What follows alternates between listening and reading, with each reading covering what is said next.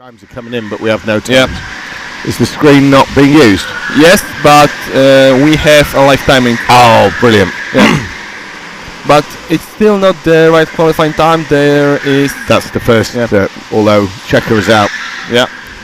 So these are probably finish lap. Or it might be a first warm-up before the main qualifying lap.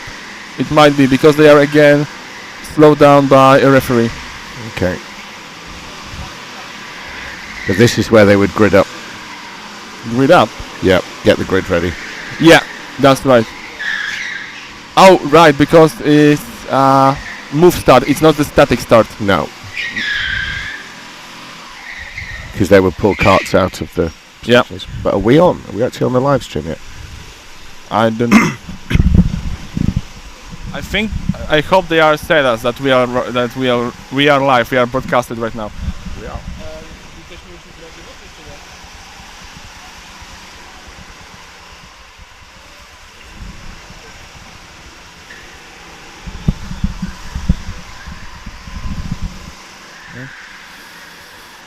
I need to set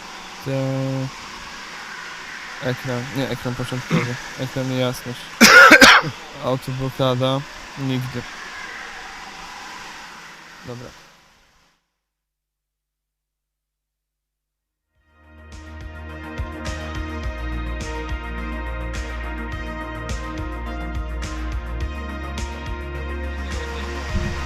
Okay.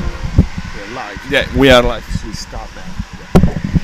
Okay then everybody, welcome one and all to the Polish Indoor Kart Championship of 2024, and what an event we've got. It's one of the most looked forward to events of the year. I'm going to be commentating on the open event. I'm joined here by Jakub Press, and he and I are going to be talking you through this opening race of the event. It's so much going for it this year. Will we see Rico Harbosch make himself a four-time winner? What about his rivalry last year with Ruben Boutens? And it's all going to start in a moment. They've done their qualifying, and we have Max Opdenkamp, who's going to be starting from the pole position here in this opening race from Karol Niemczek. And who we got after that? Theo De Vincenzo and Przemek Kulish. He's on the fourth spot, and after that it will be Dawid Wisniewski, Max Bierzel, Małgorzata Wiśniewska. That's it, yeah. And Uta Del Bell.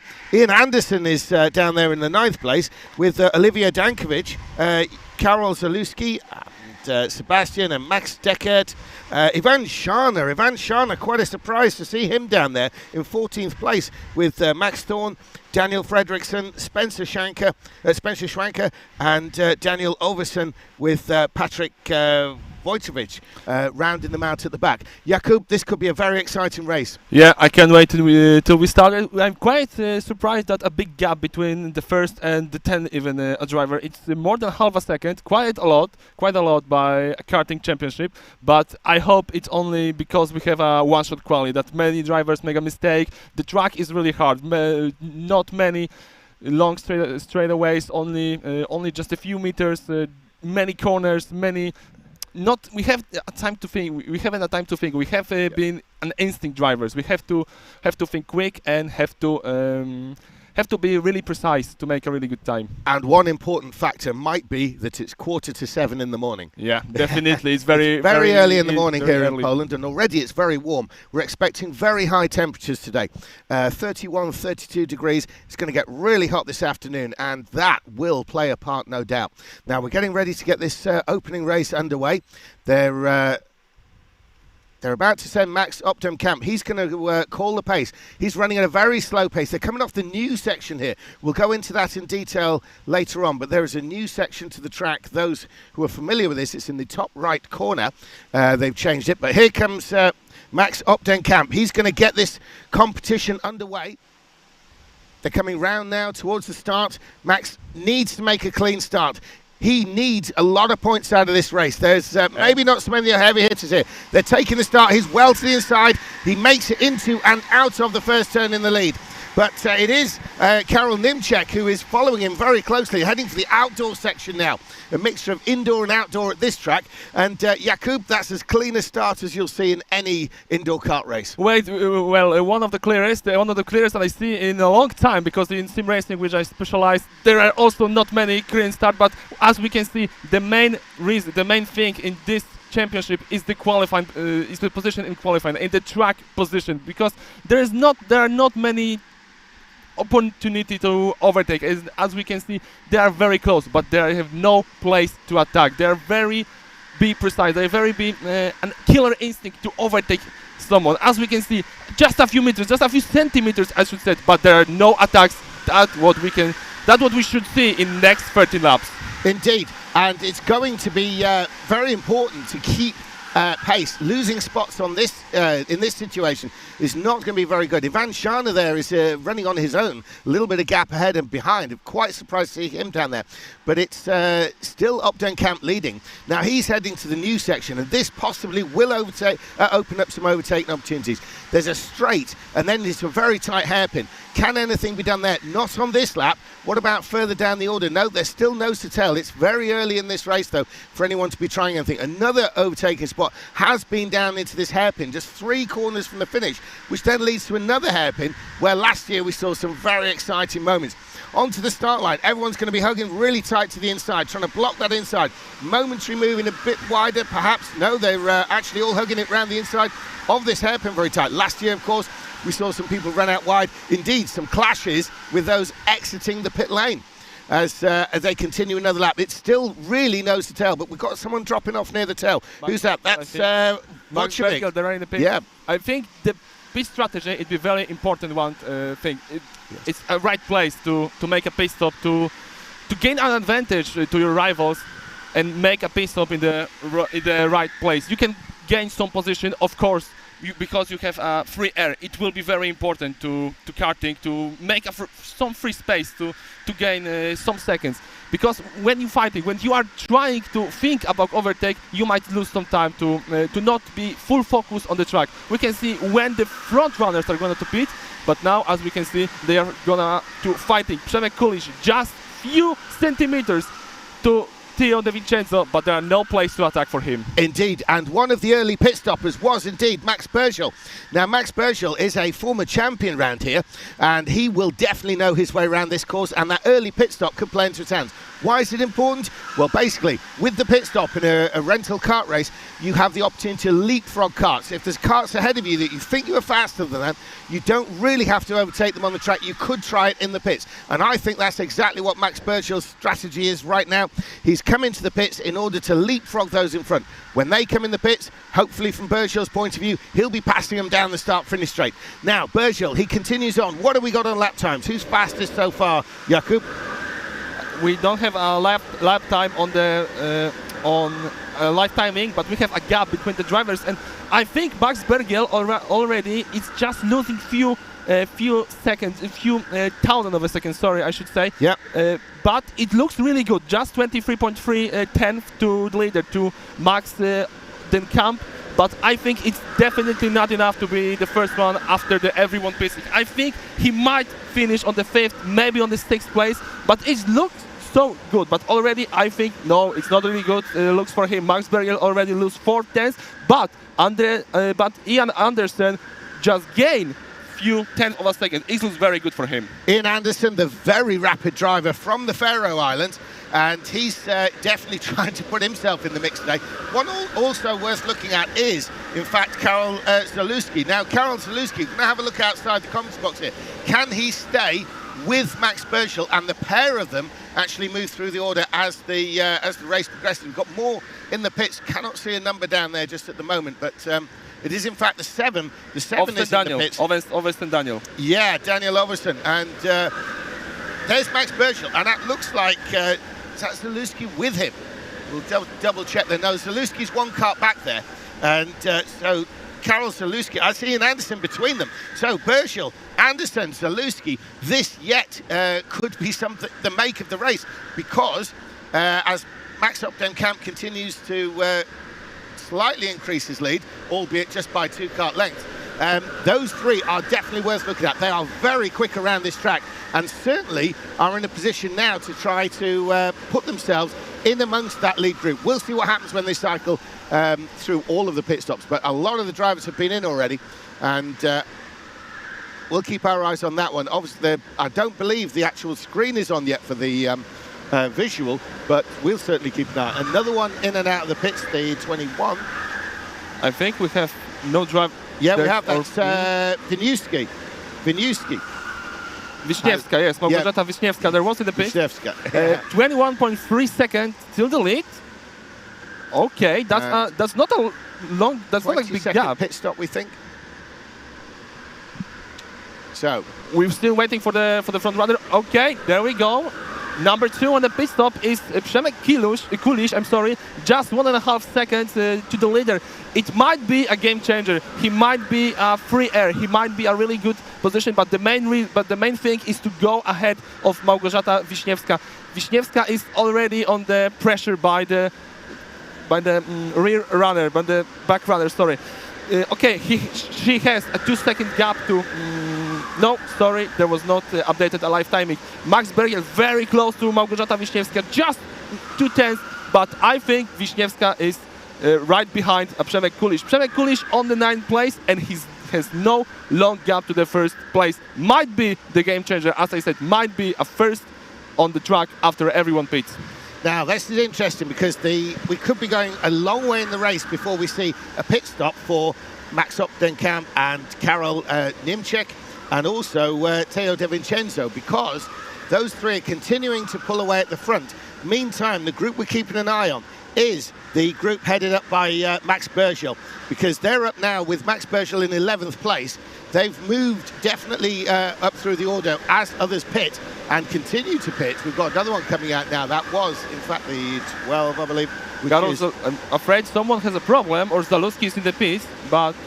Zalewski's dropped off our... he's being waved. Somebody's waving about something. We'll update you when we know.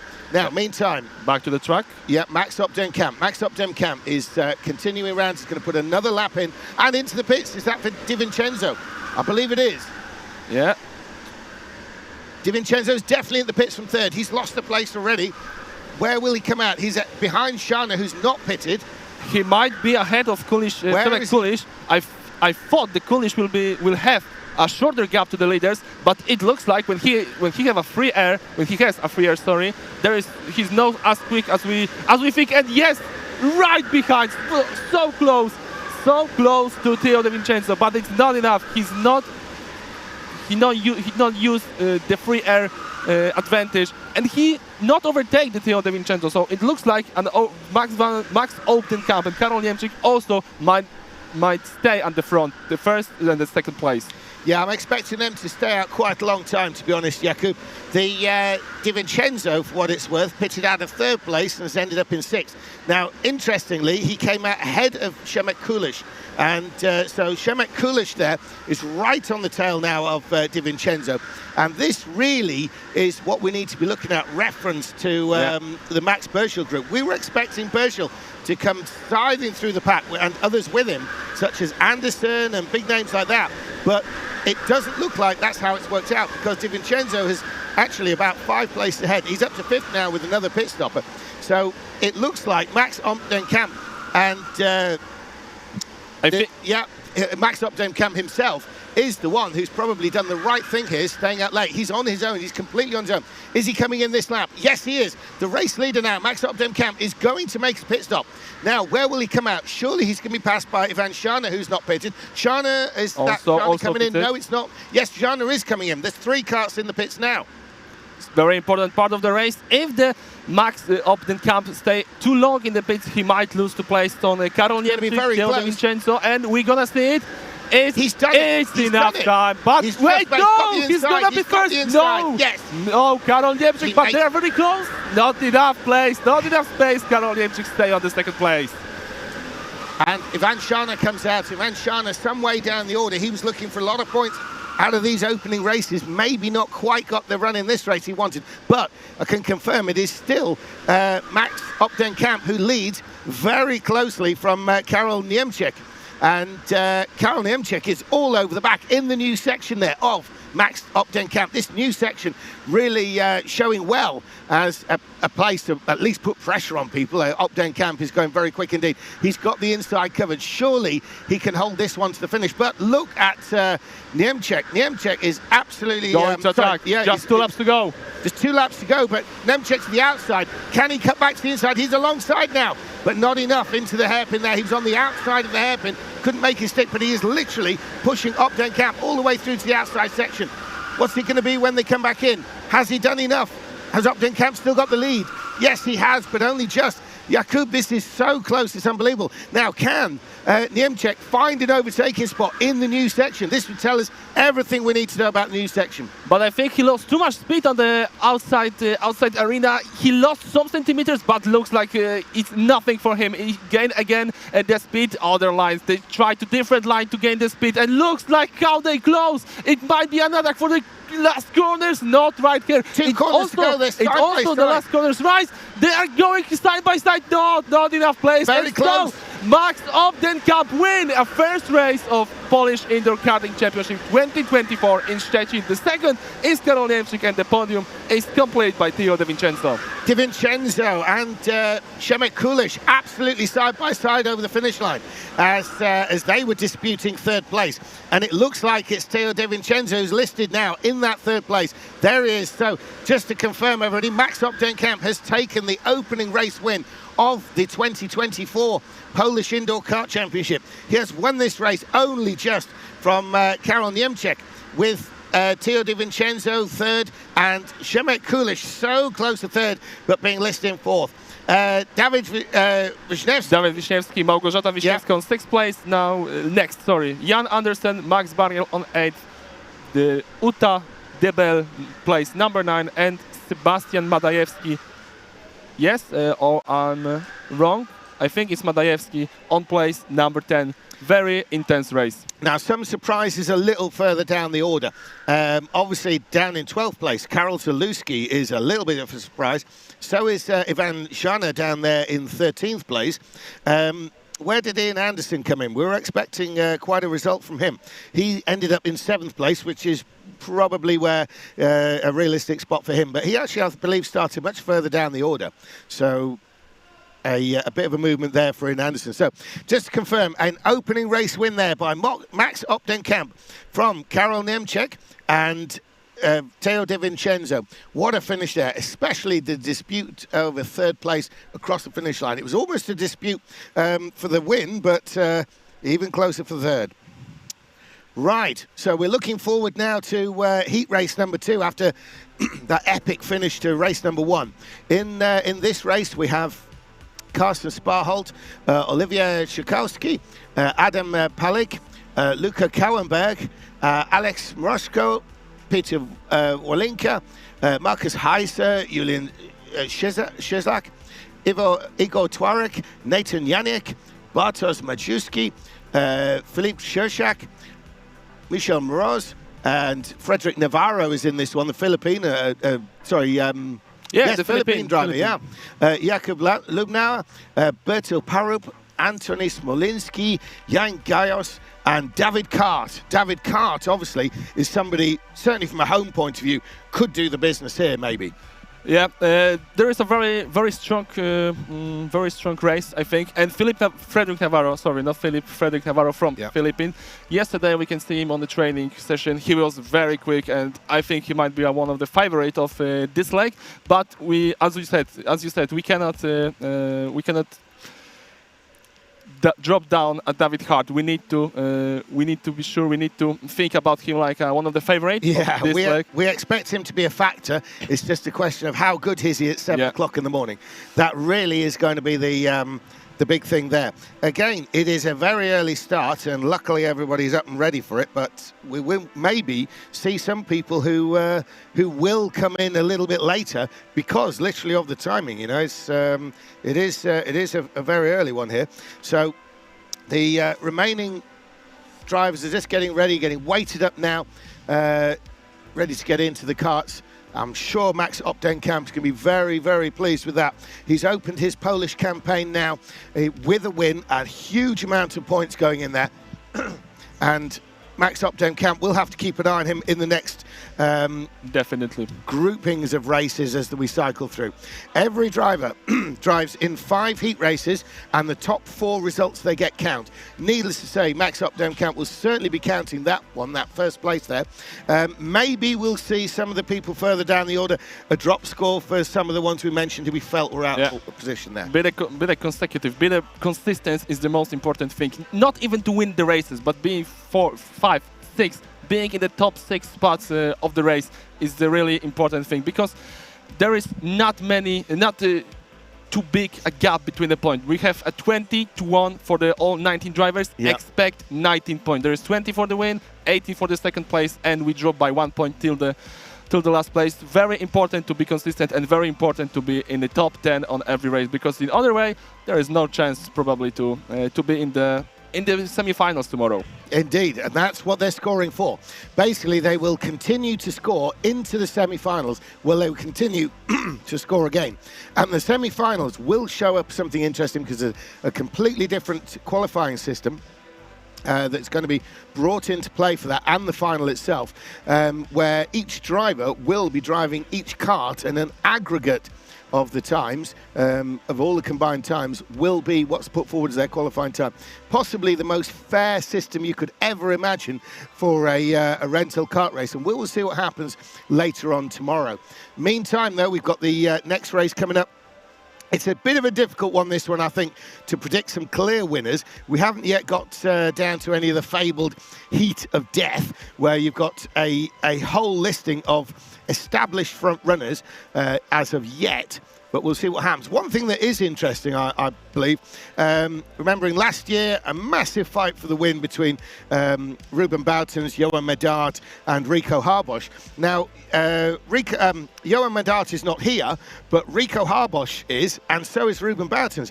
And of all things, Ruben Boutens and Rico Harbosch are in the same heat race. It's later on. It's race number 5 today, so we won't be seeing them for a little while, but they are in the same heat race to open up. And Ruben Boutens has won this whole event 4 times, Rico Harbosch 3, so that's going to be epic.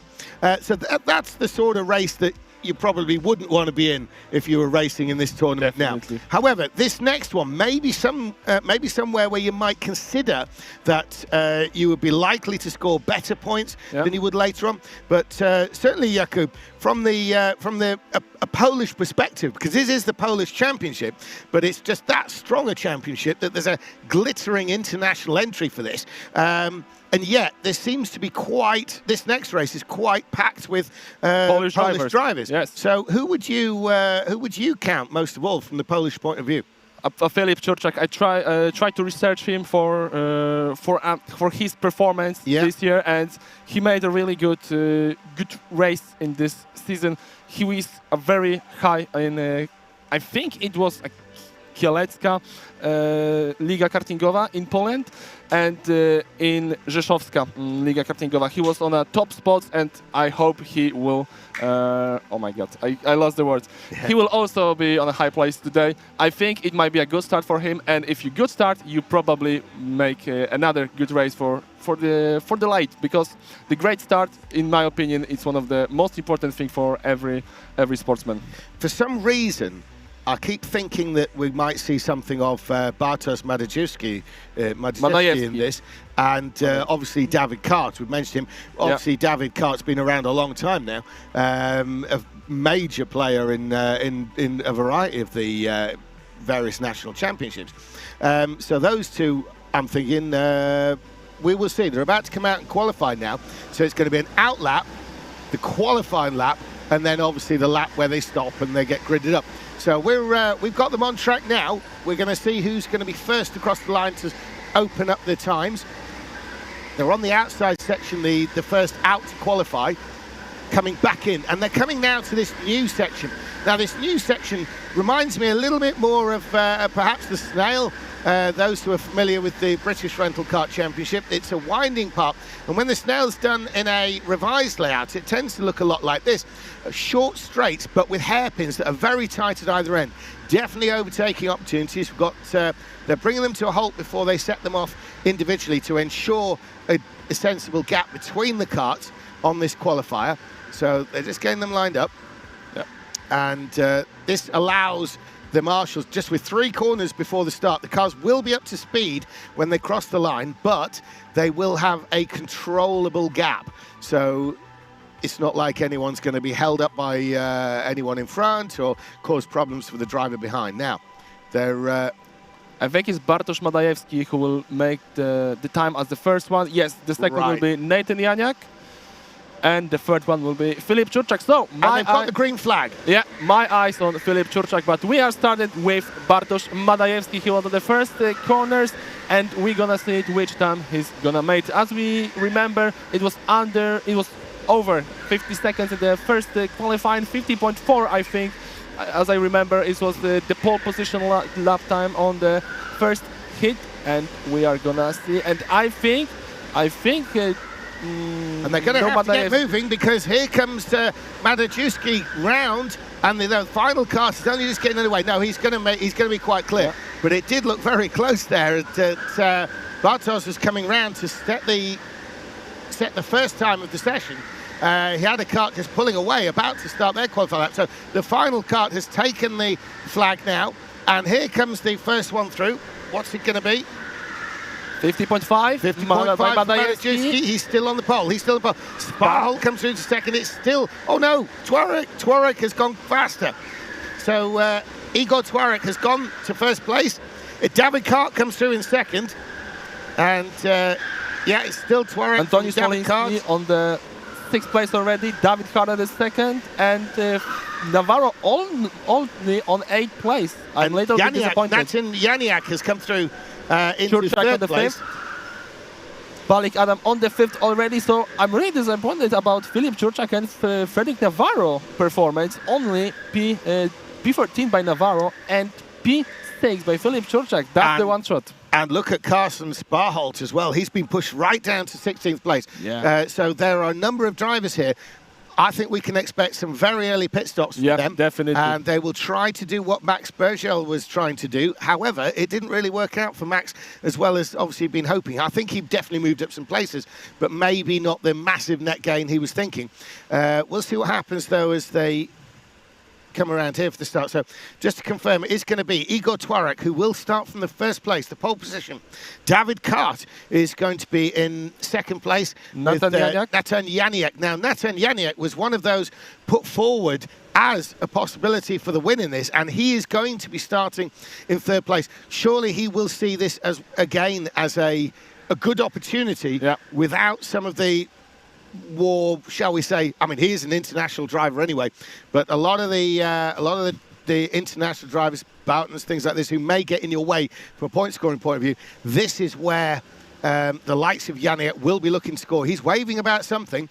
The question is, how serious is that, or is he just waving randomly to someone? But he's trying to get the attention of someone. That is Nathan Janiak, who's waving from that third place we can see down there, but nothing's really been they are already... So obviously nothing too serious. Yeah. They're still grading up the final karts. Those listening at home, I don't know if you are actually getting any pictures, but you probably certainly can hear us, in which case we have the karts just gridding up with Igor Twarek. Igor Twarek on the pole position. Slightly unexpected, it has to be said, Jakub. Definitely unexpected. As we said, we hope that Filip Czurczak, David Kart, or Fredrik Navarro maybe be on the pole position, but Igor Twarek said, no, guys, it's my time. I'm gonna shining, and they did almost 1/10. There's a lot of gap on the qualifying in karting, even if this is a one-shot qualifying. We'll see how he made in the race. How he make in the race. He's gonna win, or it's just a one. Oh my God! I lost the word. One fraction. No, one fraction. I mean that he's a one-hit wonder. Yes, one-hit wonder. I hope he know, but if he's going to be a one-hit wonder, this is probably the heat to be that wonder. Yes. And they're coming around now. They're going very slowly. Igor Twarek is bringing them around really slow. He does not want to create a big gap there. He does not want a false start and have to go around and do all this again. Obviously, Igor Twarek is ready to pull the pin. They're coming out of this new section now into the final three corners, and these final three corners are familiar to everybody, as opposed to the new section, which for some may be completely new. The first time they've raced through it, practicing for much of the week. But here we are, round to take the start is Igor Twarek. Now this can be very important. He makes a good start here. He does not need to be passed or even challenged by David Cart into these first couple of corners. So the green flag has been held. It's Twarek who takes the lead. He keeps it really tight up against the wall there, denying David Cart any room up the inside there. They continue round. There's no change of positions throughout the lineup as they come into the outside section. Round the outside section there, they can back in our view. We cannot see them from here. We're expecting to see Twarek through in the lead. And yes, it is. He's there in the lead with David Cart right on his tail. And still in third place is Nathan Janiak as they stream into the new section here. Twarek still has the lead. Now, can David Cart have a look up the inside here? No, he can't is the answer. What about the next corner? He's all over the back of Twarek. No, he's still having to maintain position. Twarek is defending literally by occupying the line. He runs a little wide out there, but that is the line. Down into the hairpin, the final three corners, the first of the hairpins there, as David Cart is trying to adopt a sort of wider line. Oh, it's in the pits already from third place, it looked like. Janiak, I think it's right decision. I think it's right decision. And there we go, we have an attack for the fourth place. So there was a battle between Filip Czurczak and Adam Palik. Czurczak cannot wait. He see already that Twarek has a problem to be a leader of this race, and anytime David Cart might attack Igor Twarek, but as we can see, still Twarek on the lead, the second place. But I don't think so that David Cart will stay as so long behind. Igor Twarek. He might make a quick pit stop as Nathan Janiak made it, but he might be patient, Yes. Because it's very close to the third driver who already tried to attack for the second place. He will have to, and patience is going to be the name of the game in this situation.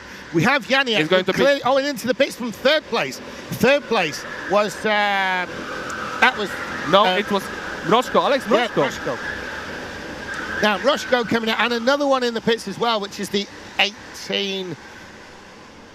Let's have a look down our order there. Is that Carsten Sparholt? Yeah, Carsten Sparholt. Now, Sparholt, we felt, was out of position there. Can he come out and throw himself into contention? Where is he for Janiak?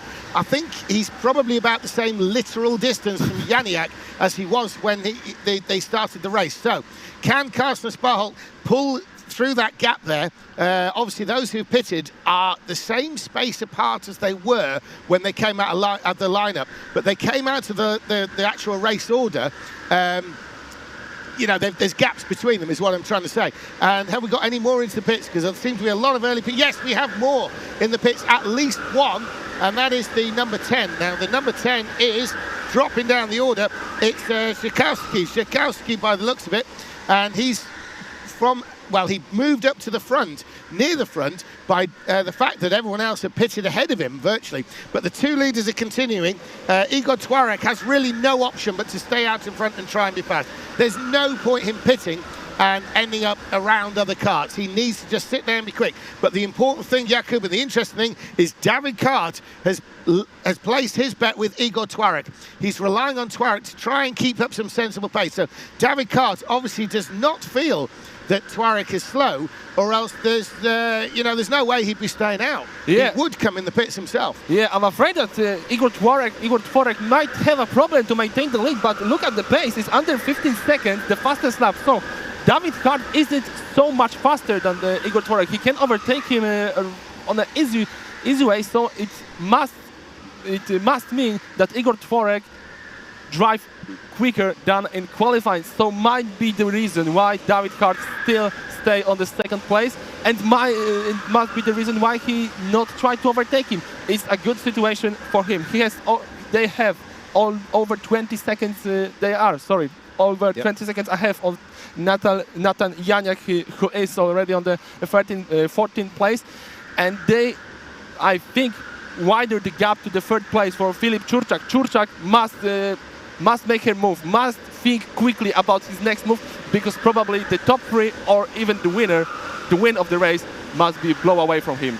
And we continue with the leader being Igor Tuareg from David Cart. Now, David Cart clearly has faith in Igor Tuareg. He's going with him. He believes, therefore, that he and Tuareg can actually maintain this gap over those who've pitted. Those who've pitted have come out in clear air, and they are not being held up by anyone. We've got more carts in out. The 22 just there was Jakub, where is he?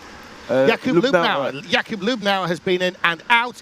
But meantime, we have Igor Tuareg and David Cart pulling away, they think, in the lead. Now, the key thing of Janiak and all those others who pitted behind them was that they felt that Tuareg was clearly going to be slower and that they would leapfrog him when Tuareg himself has to come in the pits. David Cart sees this differently, and Tuareg and Cart have been first and second this whole race long. Now, David Cart is absolutely on the rear bumper of Igor Tuareg right now. So David Cart, will he lose patience? Will that patience finally crack? Will we see David Cart change strategy from an early stop, or a late stop, sorry, following Tuareg all the way? Or will he go to an earlier pit stop or mid-race pit stop now and see where he pans out? I think he should stay now with the long game, and unless, of course, he feels that Tuareg really has dropped off in terms of pace. I don't think we're looking at the times, and he has not dropped off the pace. So I don't think we're going to see a pit stop by either of these two until the very end, Jakub. I really don't think it's going to happen. They're continuing on in first and second. They're not making any move towards the pit lane, Cart or Tuareg. Now, another one into the pits from a little bit further down. Jan Gajos in the pits. But I have an opposite thinking to you. Already, David Cart and Igor Tuareg lost the time to Nathan Janiak. He's under 21 seconds to him. So when they pit, they probably be behind Nathan Janiak. He already gained a 0.5 of a second in a 6th lap. There might be a problem to be ahead of Janiak. So I think Cart should pit really quick. She should think about to stay ahead of Janiak. It's almost impossible now, because Janiak still is just a little bit, but he is faster than the top two runners, and we're gonna see, no, they're still on the track. Yeah. So Janiak, I think, is already to the pace. Oh, there is attack, and yes, Cart is on the lead. He tried, he take the opportunity, and he now is the leader of the race. Absolutely. I was about to say the emphasis now is on David Cart. He either switches from that late pit stop strategy to an early pit stop strategy. He would have seen Tuareg is probably losing a little bit of time relative to him. He had to either take a pit stop mid-race and possibly lose out to Janiak, or go for position on the track and try and win the race outright. And that is what he has chosen to do. Now, David Cart has taken the lead of this race, and he has pushed Igor Tuareg down to second place. So Tuareg needs to stay now with David Cart. David Cart is going to be setting the pace. Tuareg's going to go with him. Tuareg's best chance now is to stay with David Cart if he believes that Cart's come through because he's quicker. If he can stay with David Cart, he may yet be able to hold off Janiak and the others who pitted early. If he does not, he could be in trouble here. We could see Igor Tuareg tumble down the order if this does not work out for him. There's a cart who's running behind them. That is Filip Czurczak. Is that right? Yes, it is. It's Filip Czurczak, who is now close behind the two leaders. Can he make this a three-way scrap? Because he's getting closer. But David Cart, meantime, continues in the lead. Igor Tuareg, they're coming around the new section now, and then to the old part, which will lead us towards the pit entries. One of these three, will they be in or will they not? David Cart, surely he's going to stay out till almost the last lap now. What about Tuareg? Surely he will be staying with... No, Tuareg's in, and so is third place Czurczak. Now, this is very interesting. I'm wondering about Igor Tuareg. Would he be wise to stay with David Cart? Would he not? Does David Cart know that he is now being freed from Tuareg, so he can concentrate on no defence, just setting lap times, because he is in absolute clear space. There's no one in front for 5 corners, no one behind for 2 corners, and David Cart leads the way. He's one of the few yet to stop. We've now got Kauenberg up into second place, and Bartosz Majewski is into third. Now, Bartosz Majewski was one of those that we thought, or I thought, might play a part in this, but even though he's running third, he's probably going to get passed by a few of those early pit stoppers. Yeah, and I think Madajewski and Kallenberg still have to pit. Still have to pit, and David Hart still waits to the pit. There is second penultimate lap, sorry, and he has only 90.4 seconds. He is 90.4 seconds ahead of Filip Czurczak, not even Nathan Janiak. Nathan Janiak is under 90 seconds to Filip Hart. There is no way that Hart going to win that race, and I'm afraid that Hart is not going even into the podium this race, because the man on the place number 10, Adam Palik, is under, man on the 4th place already, Alex Mroczko, is under 20 seconds to David Hart. Hart probably will be out of the podium at the moment. Michał, and David Hart must pit. David Hart must pit on this lap. He's got 2 corners to the pit entrance. Here he comes now. Surely he's coming in. Surely he's not going to miss it. We've seen people miss it. Now David Hart's in. This is the interesting bit, because there is David Hart in the pits and coming in fast are the others. There's Navarro and a couple of other karts who need to pit as well. But where are the original pit stoppers? Where's Nathan Janiak, for instance? David Hart, he's still in the pits. Here comes Janiak. Here comes Janiak, and Janiak, I believe, will take the lead. Yes, he does, only just by David Hart. David Hart is right on his tail now, and David Hart is all over the back with literally a lap or so to go as they come through the outside section. Can David Hart make a move? We saw him make a very robust move on Twarek earlier on, but no, he's still in second place. But Janiak has now got the lead, and David Hart has been pushed down into second place. He's listed on your screens maybe as the leader, but that is because he physically crossed the line ahead of Janiak while he was still in the pits.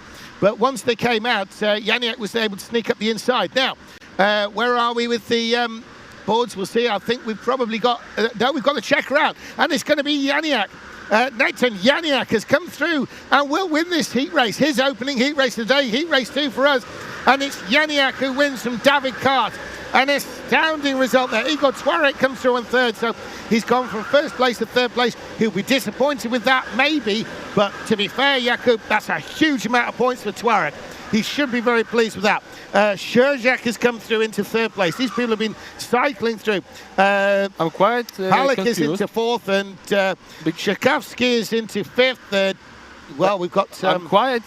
David Hart, under 20 seconds pit stop, as I think, because I think it was impossible that he has the under 20-second gap to the third and fourth place, and he was ahead of them. And so we believe there might be a penalty. Yeah, 5 seconds penalty, under 20 seconds a pit stop. So he finished on 7th place. That's right, the race results have been amended, and David Hart has been thrown down the order. He's dropped down from second place. He started second. He did a lot of leading, a very robust move on Igor Twarek there.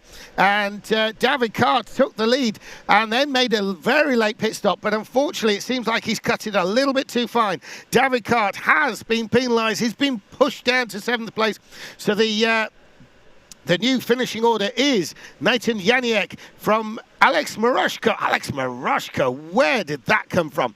Igor Twarek into 3rd place, Filip Czurczak to 4th, and Adam Palik into 5th, and then the rest. But what a result there. That was Janiak played that to absolute perfection as he came through from a lower starting position, very early pit stopped on the first lap that he possibly could, found some clear space, drove his way past the others simply by having that clear space in that time. As they all came into the pits, he just kept driving on past them, and there was nothing they could do about it, and he came through right into the lead. As we said before the start race, after qualifying session, we thought that it was the best strategy. We were afraid, of Igor Twarek pace.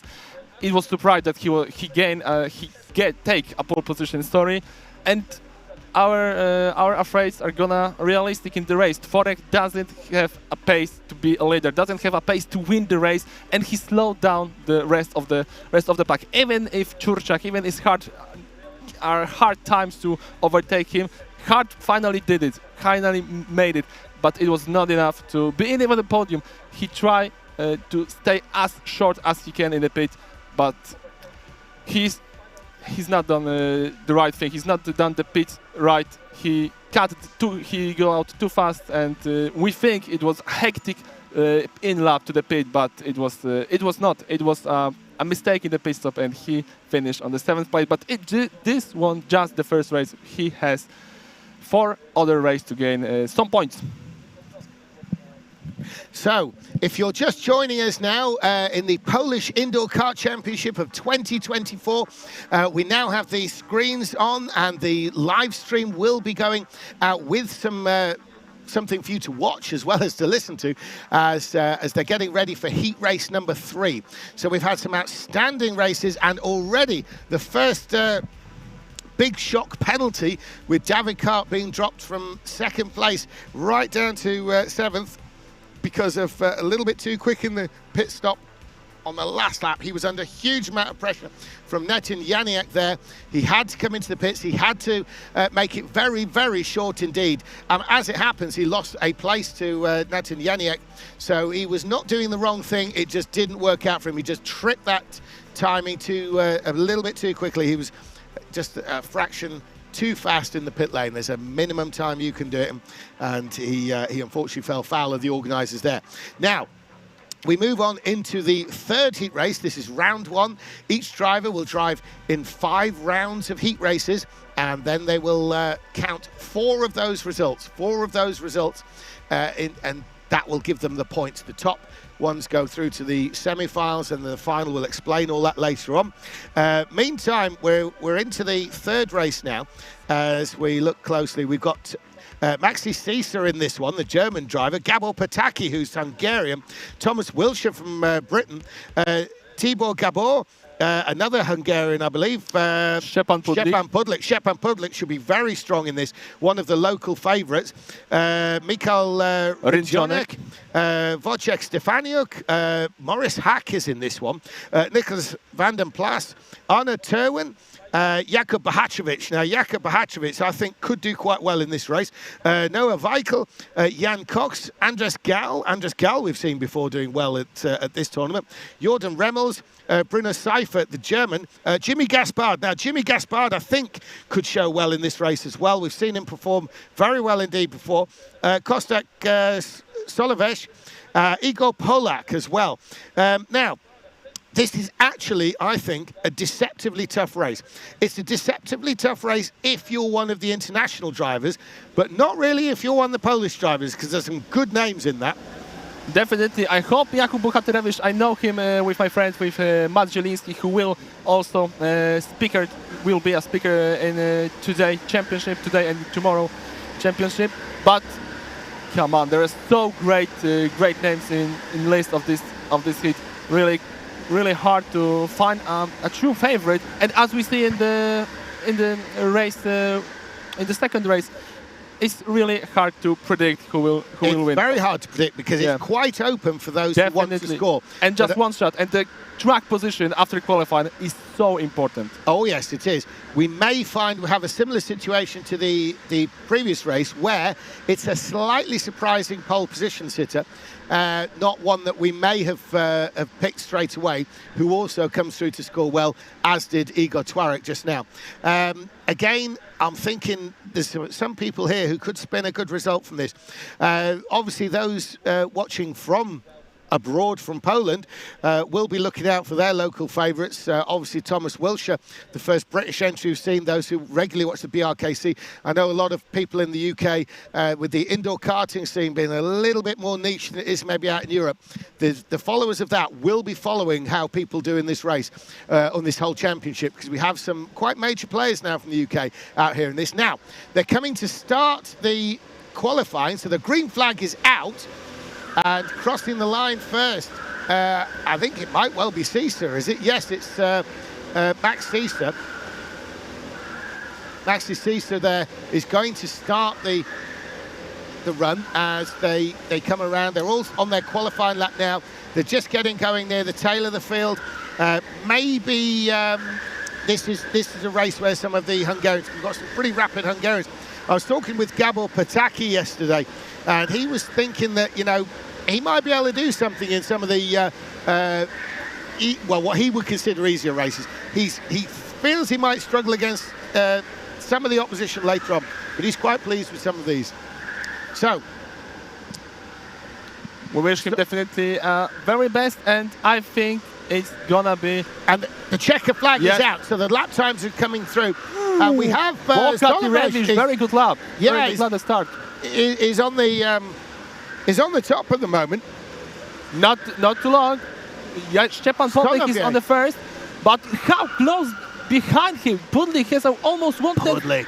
Is almost 1/10 ahead of Bohatyrewicz, but behind Bohatyrewicz, Stefaniuk, Tibor, Kostek, less than 1/10. Very close between the drivers behind Szczepan Pudlik and Max. This is just 2,100 of a second, on the second place. And there we go, Noah Weichel, 50.1. I think there is the fastest time today, as we see.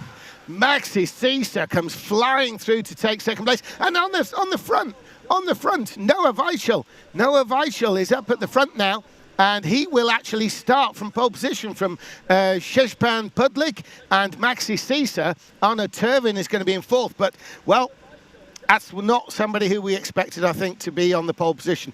This should be an exciting race. A very similar situation there with Noah Weichel taking that pole position there right at the end. He was one of the last through to qualify, straight through to the front there, and he will set the early going in this one.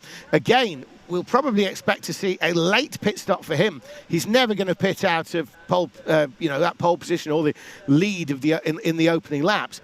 There he is in the number 2. As there's Noah Weichel. There he is in number 2 on your screen, and the 8 there is Szczepan Pudlik, and then the marshals is just gathering the other carts together. The one you can see in the foreground there on your screen, he's actually in the sort of collecting area, if you like, and he's been sent around. Those you can see at the top, Weichel and Pudlik, the 2 and the 8 carts, they are the ones who are now actually in the lineup ready for the start. So we're just waiting for about four carts remaining to be sent round there. They're on the bottom of your screen, and then we will be getting this race underway. Obviously, this this throws it forward. Well, will we see Pudlik, Cisa, Turvin maybe, Bohatyrewicz take an early pit stop, Jakub? I mean, this is asking for an early pit stop. And what about people who are further down the order? Stefaniuk, Wojciech Stefaniuk down in 7th place. Surely he will feel he's out of position there. Yeah, I'm also quite interested. What will do Tibor Gabor? Because yesterday I heard that he is on fire. He should be on fire today, and he will be a he will have a very strong pace. So I think he also might beat very quick, but it also depends on how good the pace will be on the race. In the second leg, the second hit, we saw that the pace wasn't as strong as might be, because Dawid Janiak pit very early and gained almost 1.5 seconds in the 10 laps before David Hart and Igor Tworek pit. We want to see what's going to happen now, and we are going to start. It might be even an attack on the first corner. They're very close, but no. Noah Weichel is stay on the first place. So we can see them coming round now. There's the green flag, and through they go. It's, as you can see, they're all up against the inside there. Someone moving to the outside, losing a place. Definitely losing a place there as the carts go to the outside section. There's the outside section as they come around that hairpin at the top there. You can see how tight that is on your screen, and that's them now. The leader's coming back in, but the leader's got a little bit of a gap, a huge gap. Now, surely we're going to see some early pit stoppers. There's been a bit of a contretemps further down the order there, and that's opened up the lead, which we know is Weichel, Noah Weichel, and Pudlik, Szczepan Pudlik. Will he be coming through into the pits? We don't know. We'll find out in a few corners. That's out of the new section now. Back to the more regular section. There's the new section there. As they come across the line, we've got at least 3 carts into the pits. 4 carts. Nearly everybody in that slightly out of position is coming at the pits. So there's across the line. There is Noah Weichel, who has pulled away a little bit into the lead. Something going on behind him out of our view there as the carts, 4 carts as I can say, as Noah Weichel increased his lead. And this is an incredible performance there to pull away. He's not, then we can see they've got carts in. Number 17 there is... Wojciech Stefaniuk on the pit. Yeah, Stefaniuk. Kostek Sołowy. Jimmy Gaspard also in the pits, so he wants to lose any time, but I'm quite impressive by Noah Weichel. He's still widening the gap. Wow, I think he's even over 1.5 seconds, but Szczepan Pudlik and Maxi Sisi, they are gonna be fight for the second place, and wow, incredible how good Noah Weichel is prepared for today's race. And Noah Weichel, there he is, coming around to start another lap on your screen there. And Noah Weichel has thrown down the gauntlet, saying that he is ready to lead and, if possible, win a heat race in the Polish Indoor Kart Championship. And can he go all the way? Now, look at those times on your screen there. Those are the pit stop times. So many karts in now. And the 20 seconds is what they're looking for. You can see some very conservative stops there. Nobody wants a penalty like David Kart got. 20.2 is very, very close. That's the 14. That's an epic stop there. That is Jan Cox. Jan Cox is coming out there. Now, as we sort of cycle through these pit stops, a number of drivers on your timing screen will be out of position, but we can confirm we've still got Noah Weichel in the lead. Gonna look out the comments. I think second and third are staying the same, which would involve Maxi Sisa, I'm sure. And Pudlik, Szczepan Pudlik and Maxi Sisa are staying out. It may well have been an idea for them to come in, but we'll see what their plans are. There's more karts in. The number 4, for instance, there is Tibor Gabor, who you were mentioning earlier, Jakub. Tibor Gabor has been in, and the 24 there. The 24 being on the Gal. 15th place, Anders Gal, yeah, he's actually a surprising way down the order there. I was expecting him to be a little higher in this race, but really that just says a little about the opposition. But there you can see on your screen, there is Weichel. That's the lead he's got over second, third, fourth and fifth place, which is Szczepan Pudlik, Arno Turven, Jakub Bahacevic and Maxi Sisa must have been in the pits. He's tumbling down the order. That can only be because of a pit stop. So that's opened up a gap, and that is the gap there that Sisa would have been. There he is. There is Maxi Sisa in the pits there. The number 13 kart. He's decided it's time to get out of this. What's his time going to be? He's on 16, 17. He's going. Is he going to cut it too fine? No. That's a good one. He's on 20 seconds. That's where he needs to be. And the 18 kart who also came in with him. Jordan Remmels. Remmels there. Now, Remmels started dead last. So Remmels has moved up through the order a little bit, and now he's coming to the pits. So there is the leader. It's Noah Weichel. There's Noah Weichel. He continues in the lead. And another one in the pits. It's the 8. The 8 is, that's Pudlik, isn't it? Yeah, it's Pudlik out of second place. So Pudlik has come into the pits. Szczepan Pudlik has come into the pits from second place now. So will we now start to see the third place and so on come in? There was one dropped out, there's Sisa, and then Pudlik, and then the rest. Now there's Pudlik now on your screen. It's the 21, no, he's on the 18, 19, 20, 21-0. That's pretty conservative. So he does not want a penalty, as we saw earlier with David Kart. Now there is Noah Weichel. This is probably the biggest lead we've really seen from a heat race so far. This, of course, is the third heat race. So we're not too far into it. Now, Noah Weichel, he's still got a number of laps to do, so we're probably not going to see him in any time soon. He's continuing now. Now, that would have been the pit entrance he's passing now. He's taking a more outside line there, you can see on screen. He knows he's not under pressure there. That's why he's doing that. And there is the new second, third, fourth, which are Arno Turven, Jakub Bahacevic, and I've got it listed as Pudlik, but I can't believe it is Pudlik. Who we actually got? No, it's Rindjonek. Michał Rindjonek on the fourth place. But I think Noah Weichel, as you can see, he has a free air now. He's not under pressure, and he's gonna make his fastest lap. He did it on the last lap, but I think he's gonna really make a few really quick laps. I also hope that Tibor Gabor would make the same thing. He has already the fastest lap. No! Already the fastest lap has Kostek Sołowy, but now Michał Rindjonek. Look at that pace, 49.9. For the second time in the race, we're gonna down. We're gonna no over, but under. Sorry, 50 seconds. And look at the pace behind Noah Weichel, but it's just a marginal gap. 1,000 of a second. Teven Arnaud is faster than Noah Weichel. Jakub Bohatyrewicz also, that is not enough gap to be on the second or the third place, I think. Noah Weichel has good enough pace to win this race, and I think, as we talked before the race, it might be one of the biggest surprises of the first round.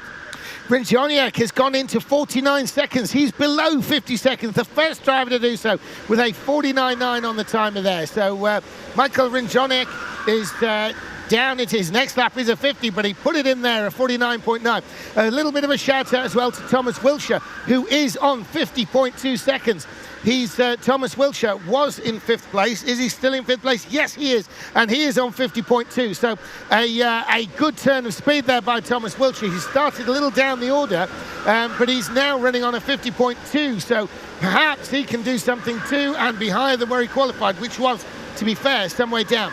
Meantime, it's Noah Weichel who continues in the lead. He's coming around onto that new section there you can see on screen. This is the new section. It's increased the length of the lap for sure, and it possibly will offer a couple of overtaking spaces, but we've not seen anyone using that yet. That was the idea. He's now on the familiar old part. Now, will Thomas Weichel come in? I don't think so, but he's passing the pit entrance now. He's staying out. Now, look at this. Down the start-finish straight. He goes more towards the centre and the outside there on your screen. And that shows he's clearly not under pressure. Those behind also take the same route because although they are nose to tail, there's been no sign of anyone attempting any pass. As you could remember from when you watched on the opening laps, everyone's absolutely banged to the inside. Nobody wanted to give any space at all. So the fact that they are moving towards the inside and maybe even to the middle and then the outside shows how people are not really feeling the heat. So as the race continues, we're on lap 9 of 13, so surely we're going to see Teven Bohatyrewicz into the pits, are we? Teven and Bohatyrewicz are the ones who are, in fact, we're listing Bohatyrewicz having passed Teven. I didn't see that, Jakub, did you? Oh, there will be something happen right here. Look at the back of Noah Weichel. There are 3 drivers very close to them, and yes, they're going to be attacking inside. And where 2 are battles, the 3 are going, the 3rd are going through, and yes, I think Michał Rinjoniak might be on the 2nd place already. Bohatyrewicz is definitely ahead of Arnaud Teven, but who is the 2nd place? I think it might be Rinjoniak. Yeah, we've got several drivers into the 49 now. That group of 3 are all in the 49. Rinjoniak and Cisa and Teven. Bohatyrewicz is still on 50, but it's a 50.0. So it's, you know, how close do you want to get to 49 without being in 49? 50.0 is Jakub Bohatyrewicz's answer to that. Now, here we are. The leader is coming on your screen now, past the start-finish, onto the start-finish straight, past pit entrance. Will we see the pits? Anyone coming to the pits from the other 3? Yes, we do. It's the 12. Rinjoniak is in the pit. Right, Rinjoniak is in the pit. And that's Gabo Pataki. And what happened is Bohatyrewicz, and not Bohatyrewicz, but right now, Arnaud Teven just on the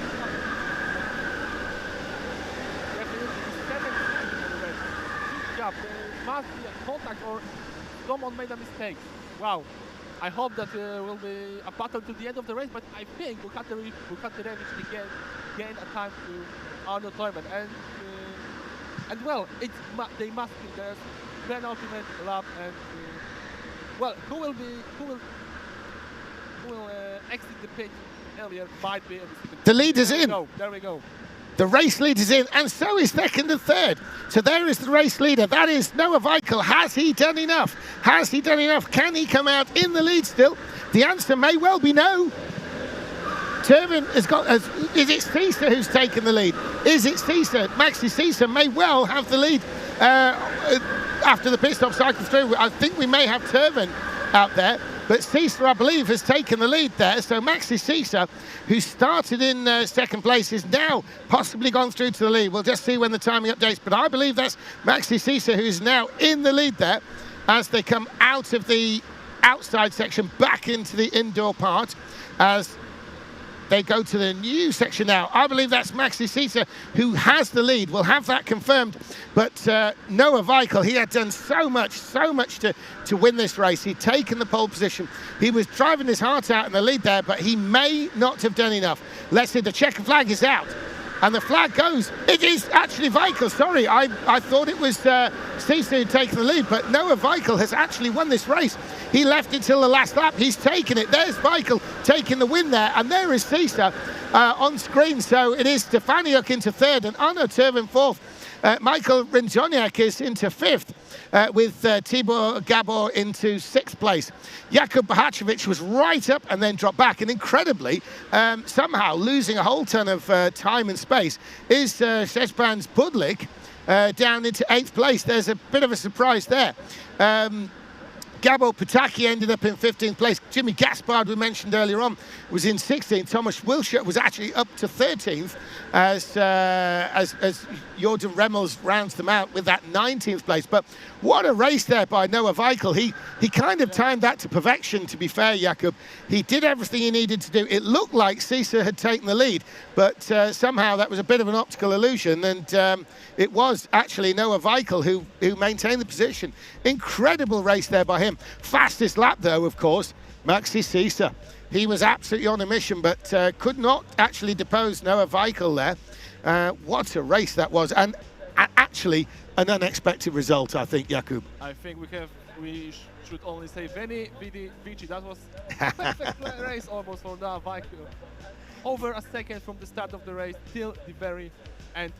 Szczepan Podlik and Jakub Bohaterewicz try to shorten the gap, try to catch the leader, but there absolutely no chance. And Maxi Cisa, as you said, great decision to pit early. He has some free air, he used it, and he finished on the second place. The third one is Wojciech Stefaniuk, which I think we didn't mean him like a driver to be on the podium. Yeah, he was. He managed to come through to third place. Jakub pressed there, showing that he can speak Latin as well as English well on the commentary. So great job by him. Yeah, so Noah Weichel, we have to say, a slightly unexpected result there and a win for him. A lot of points in the bag there. So he will be pushing forward in the next race, of course, trying to score points to get himself into the semi-final and final of the Polish Indoor Kart Championship 2024. Polish Indoor Kart Championship 2024 is now underway. We've had 3 heat races in the bag, a couple of surprise results maybe. Max Opdenkamp, Metin Janiak and Noah Weichel have been the winners so far, as the racing continues here at the Silver Hotel and Go-Kart Centre. And what it has to say with Silver here, it's a very incredible venue. This is a kart track, a major indoor kart track, holds the Polish indoor championships every year, as we know, in September. And it also has held the World Championship a couple of years ago. But the hotel is built on the side of the track. There's even a swimming pool here. Yesterday in the practices, I know a lot of drivers in the heat, we were seeing temperatures of 31, 32 degrees, and that was even hotter on the track. A lot of the drivers were doing practices and then coming away from that and straight, would you believe, to the hotel swimming pool. And seriously, what kart tracks have their own swimming pool? I mean, that is absolutely incredible, really. So if you fancy karting, this place is open all year long, every single day. You can come, you can enjoy driving the karts on what is the same track for the Polish Indoor Kart Championship and also the World Championship in the previous year. And then you can go swimming. So you can also stay overnight because there are hotel rooms available and a cracking restaurant. So I've eaten in there a few times. I can tell you now, the food's good. So we're getting ready now for heat race number 4. Let's have a look at this one. Who have we got in this? Well, we've got Mateusz Pluta, and we've got Aurelian Miland, Christian Kopacki, we've got Tomasz Berdowski, Kevin Fredrickson, Szymon Dobrzycki also.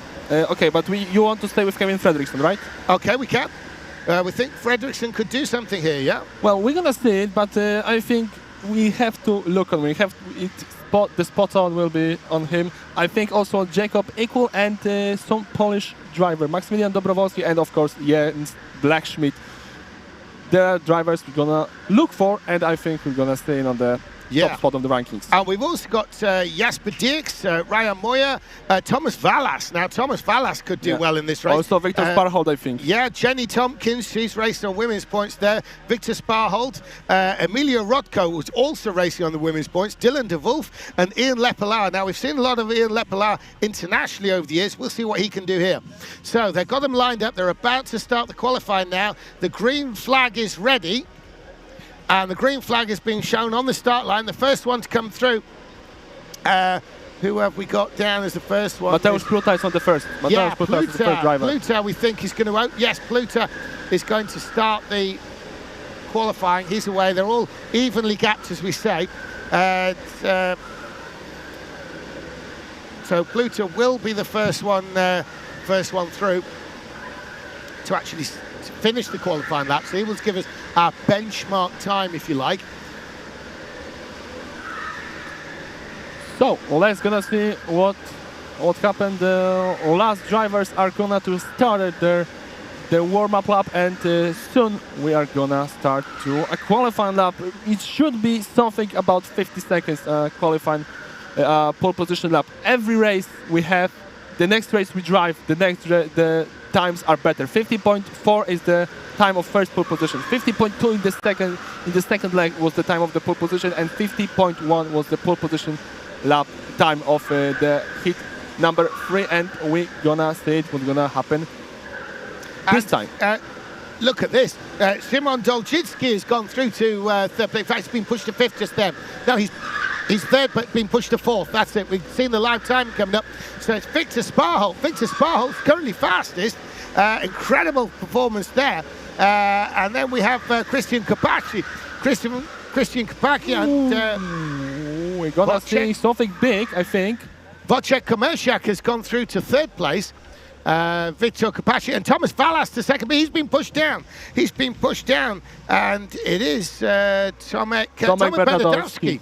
Tomek Bernadowski has gone through fastest from Dylan.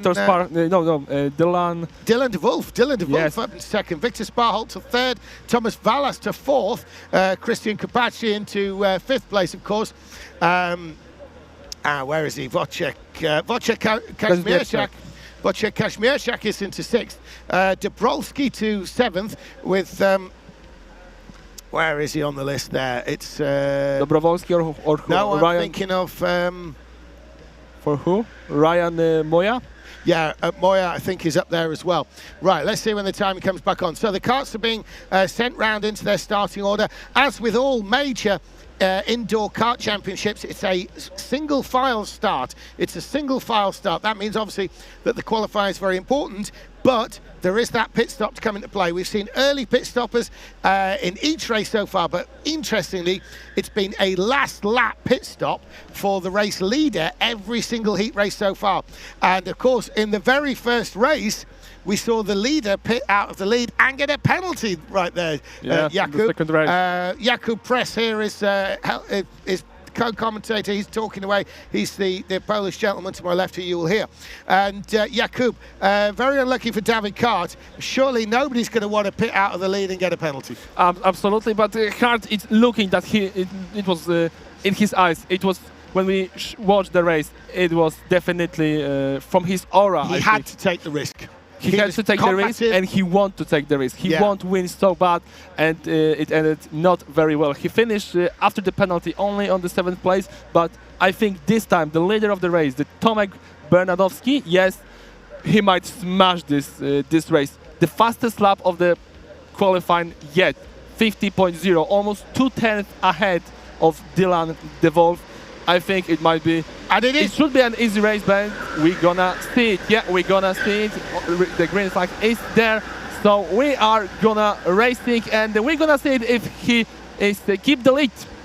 And Bernadowski looks like he's moving towards the centre. We've seen everybody go tight to the inside. And there's Bernadowski crossing the line right in the middle of the road as he maintains his lead. But by heck, that was a close thing because it's just way too tempting for those behind. He has had a better swing through the corner, though. And we think he's still in the lead. And there he is coming out through to the new section there. There's Tomek Bernadowski there leading the way. He's actually got probably the biggest opening lap lead we've seen so far with about 2 car lengths over Dylan de Wolf. Now, Dylan de Wolf is a very capable driver, and there he is closing in on the new section. He's closing in already on Thomas Bernadowski. He's taken that down from 2 car lengths to 1 as they get near the end of the lap. They're coming through the hairpin now as they come around to start the second lap.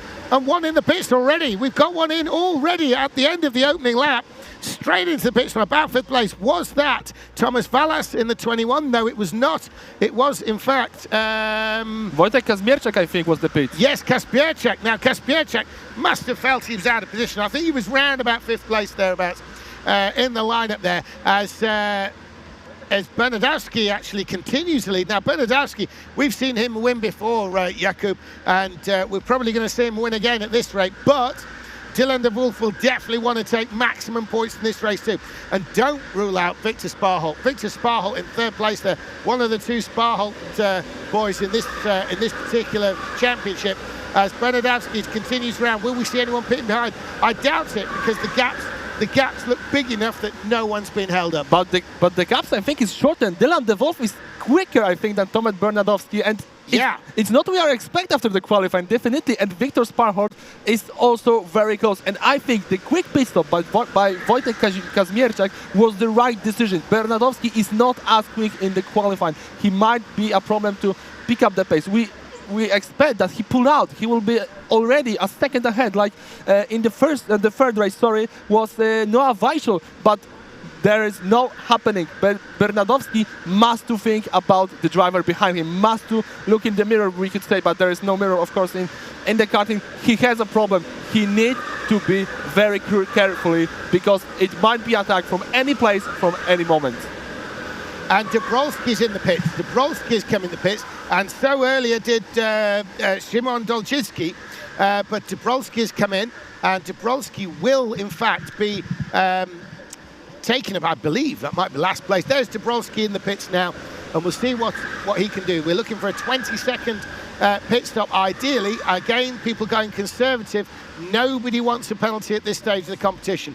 And yeah, he comes out 21.2. That's going to be about right. That's about where everyone else is.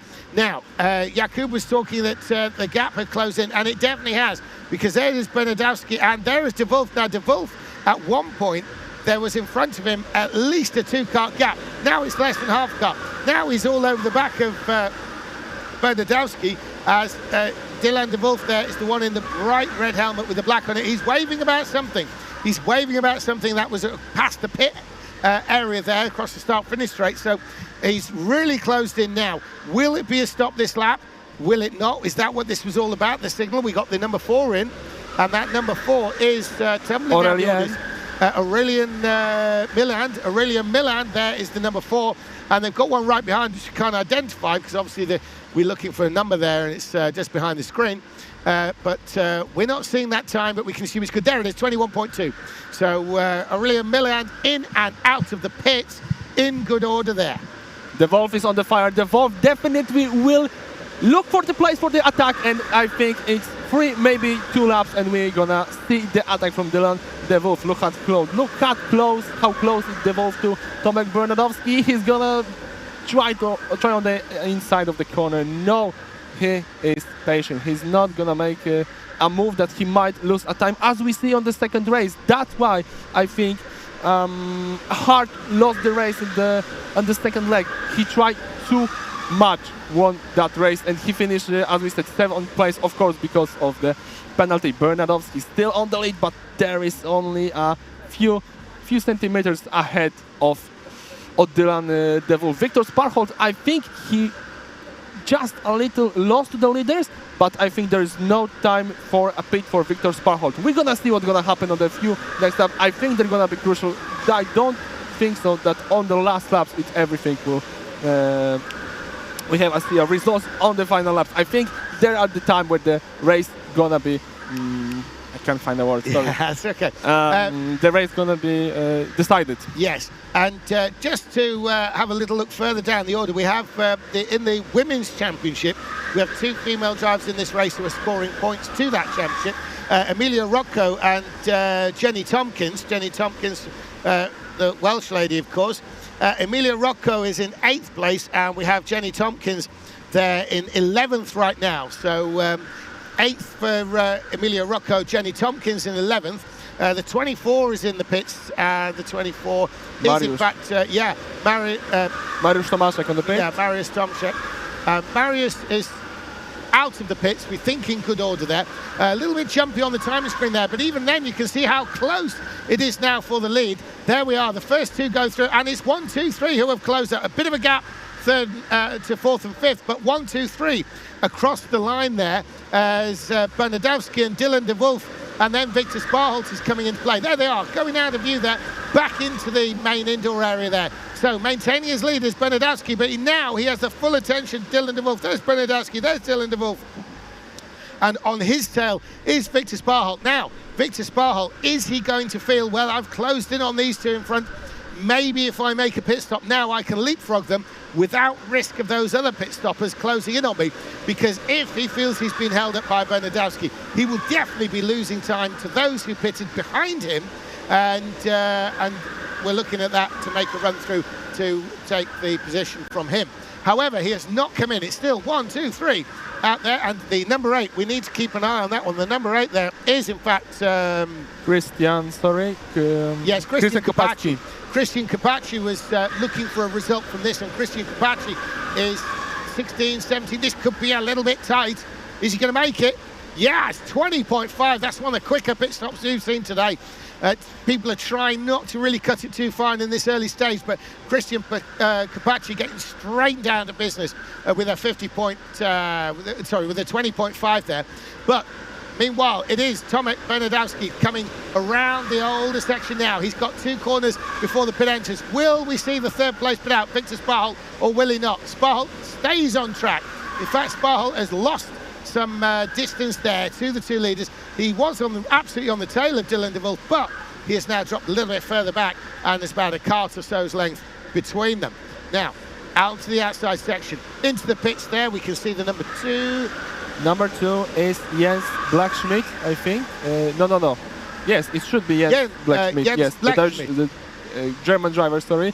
Yeah. Oh, he very quick. Go out of the pit, and for Blackschmidt. I'm afraid, under 20 seconds. But look on the top 3. I think it's quite interesting that no one is pitted already, but look how close is Dylan de Wolf to Tomek Bernadowski. It's got to be Wolf first, surely. Yes, and I think de Wolf should be pitted first. He lose time already. I think he might even lose the race if he stays on the track and he stays this.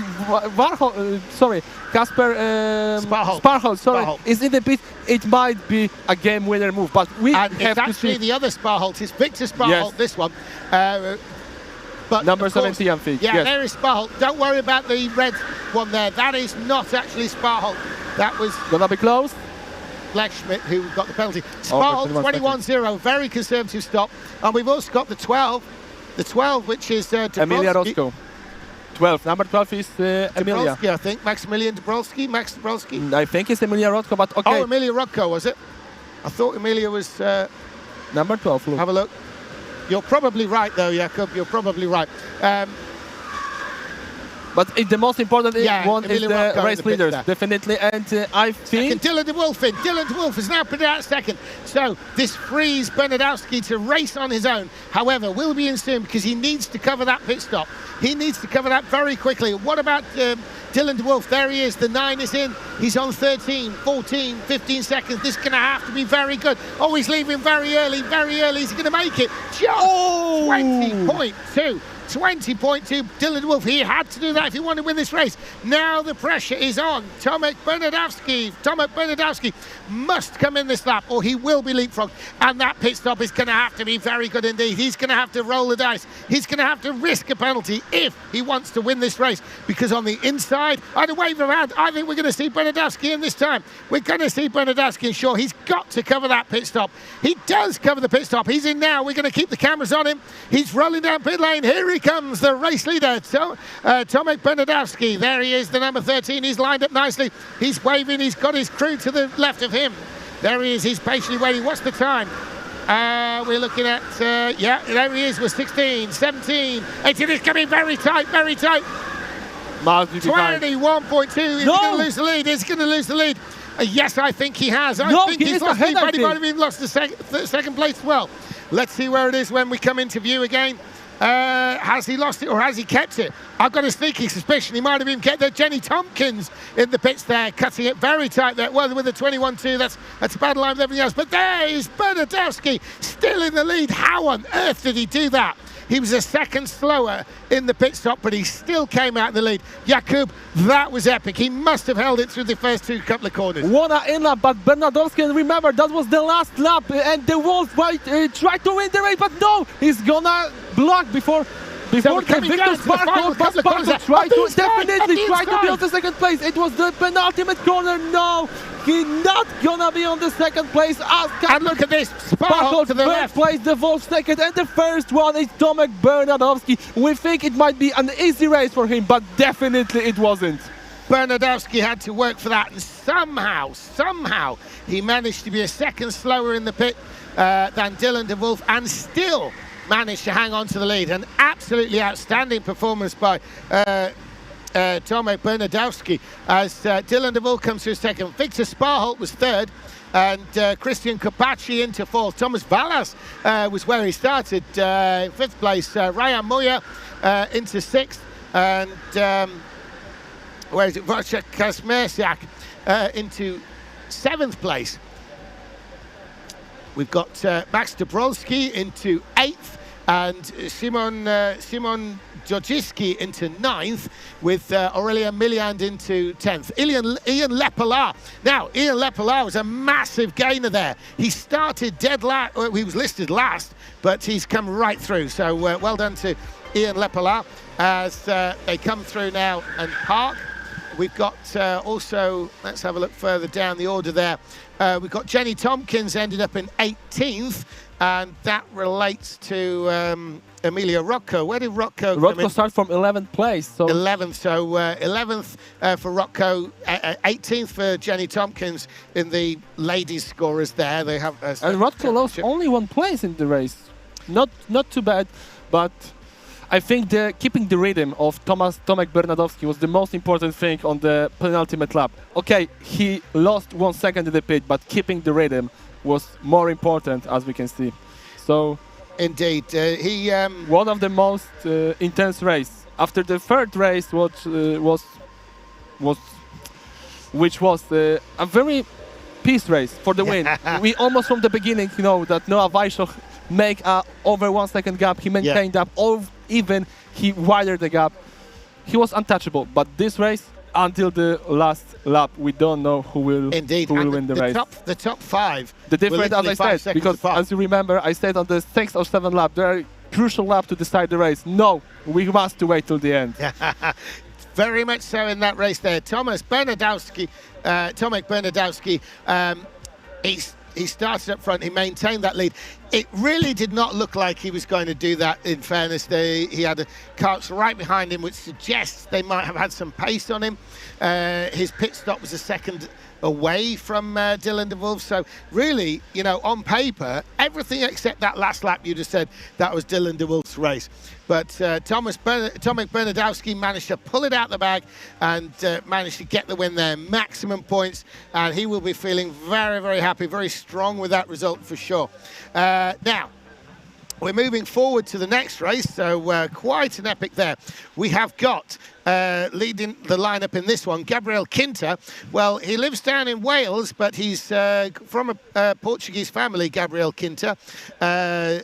Szymon Węgrzyn we have, Szymon also Węgrzyn. Mateusz Matys, Piotr Puka, Konrad Bielak, Tomek Budyta, Christopher Ball, Mateusz Barcz, Ruben Bautzen, Filip Nowak, Mateusz Madajewski, Maxim Di Matteo, Nikolaj Marsengo, Ziemowit Werra, Marcel Lobemeyer, Tomasz Maziar, Oliwier Matusiak, Rico Habosz i Wiktor Poiret. Absolutely. Now, for this one, how do you look further than double world champion Ruben Boutens? And Ruben Boutens has won this event 4 times. I tell you how you can look further. You can look down to Rico Habosz, who's won this event 3 times.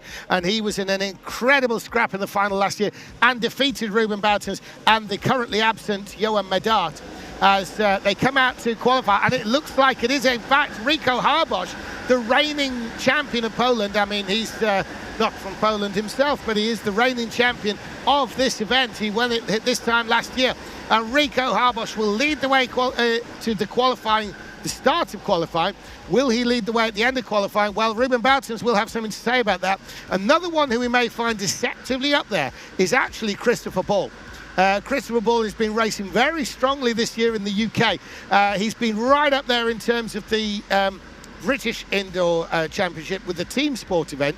He ran well in the BRKC, the British version of this event here, earlier in the year. So Christopher Ball, another one who he's relatively new to the international scene, but he's making up for lost ground. He's doing a lot of the various championships this year.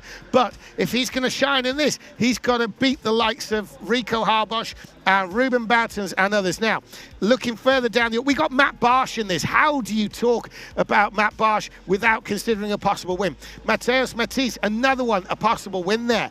Nikolaj Marsengo, we know he's a top 3 driver all day long. Matusiak is another strong competitor. So is Poiret. They're taking the qualifying now, but leading the way out onto the qualifying is the 19. It's not actually Rico Habosz. It's Matys. It's Mateusz Matys who's going to be the first one out to qualify. And he is somebody who could be on pole position, Jakub. He could easily do it himself. Although that's always a big ask against the likes of Habosz, Boutens and Barsh.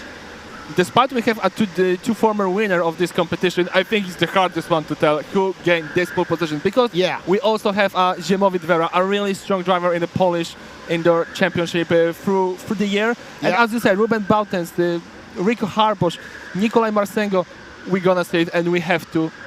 It will be delicious qualifying. I could say that it quite be sound very weird, but I think it's gonna be very good. Mateusz Matys. Matys is fast. It's Matys, and Ruben Boutens is second. It's still Matys.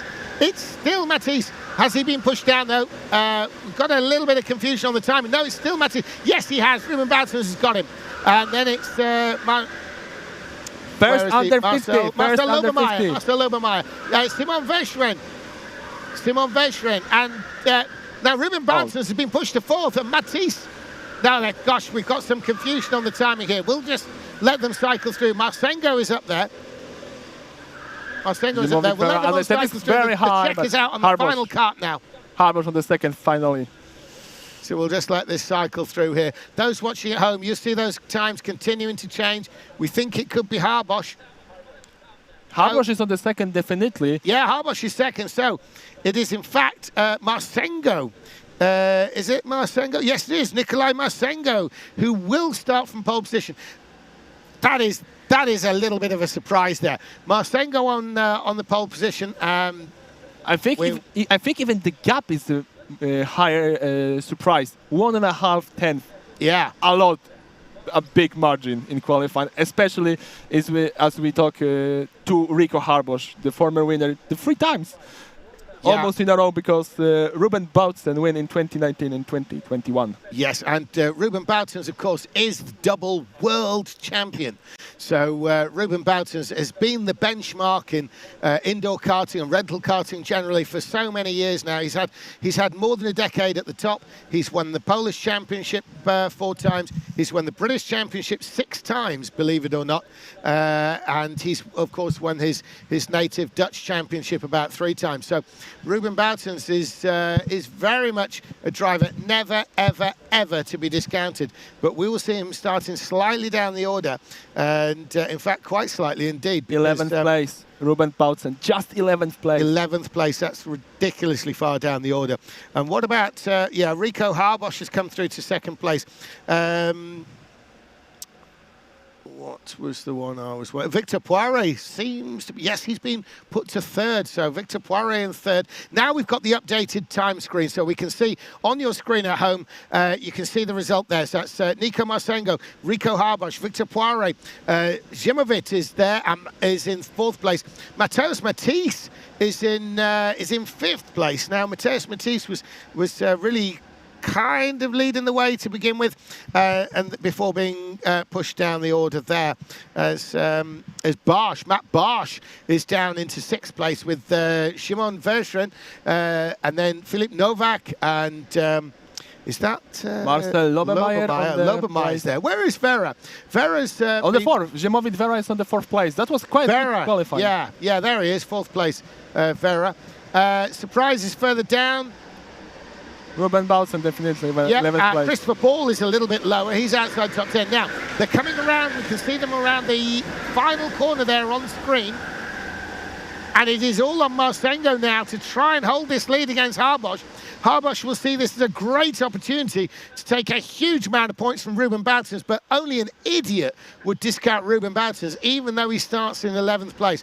The lowest position I think I've ever seen him in 10 years start an indoor kart championship race of any description. Even at the high level like this, he is never down this far. However, he's got some work to do. I'm expecting an almost immediate pit stop from Ruben Bautzen. He's not going to want to sit behind this lot, very fast though they are. I think even Rico Harbosch might pit very early. We almost there on the pit, so we nearly to know that if we are right, but we need to see Ruben Bautzen. We're gonna we can see on screen now. Yeah, we're looking for Harbosch. Harbosch stays out, and but what about Bautzen? Bautzen has got two pitting in front of him. I think he's on the pits. Bautzen has stayed out. He's clearly seen those two pitting in front. He's on the track, I think. Bautzen is still on the track, yeah. Yes. Two karts pitted immediately in front of him. He won't have wanted to stay behind them. I think we might see Bautzen in this time. He's got a gap between him and the karts in front, so no matter what happens, he's got that crucial pit stop gap. He doesn't want to come in and find someone does a 22-second pit stop right in front of him. So that's why Ruben Bautzen, I bet he was thinking about it, and we will see if he might actually manage to close that gap, then pit. This because he has got clear space, and that'll be what Bautzen will be pitting for anyway. So if he stays out, it will be for that reason. Another one in the pits. What about Ruben Bautzen? Now, if Ruben Bautzen stays out, it'll be because he has a gap in front of him because two pitted. When he closes that gap, there it is on screen. Now, Bautzen passing the bench, it's now on screen, and he's not come in.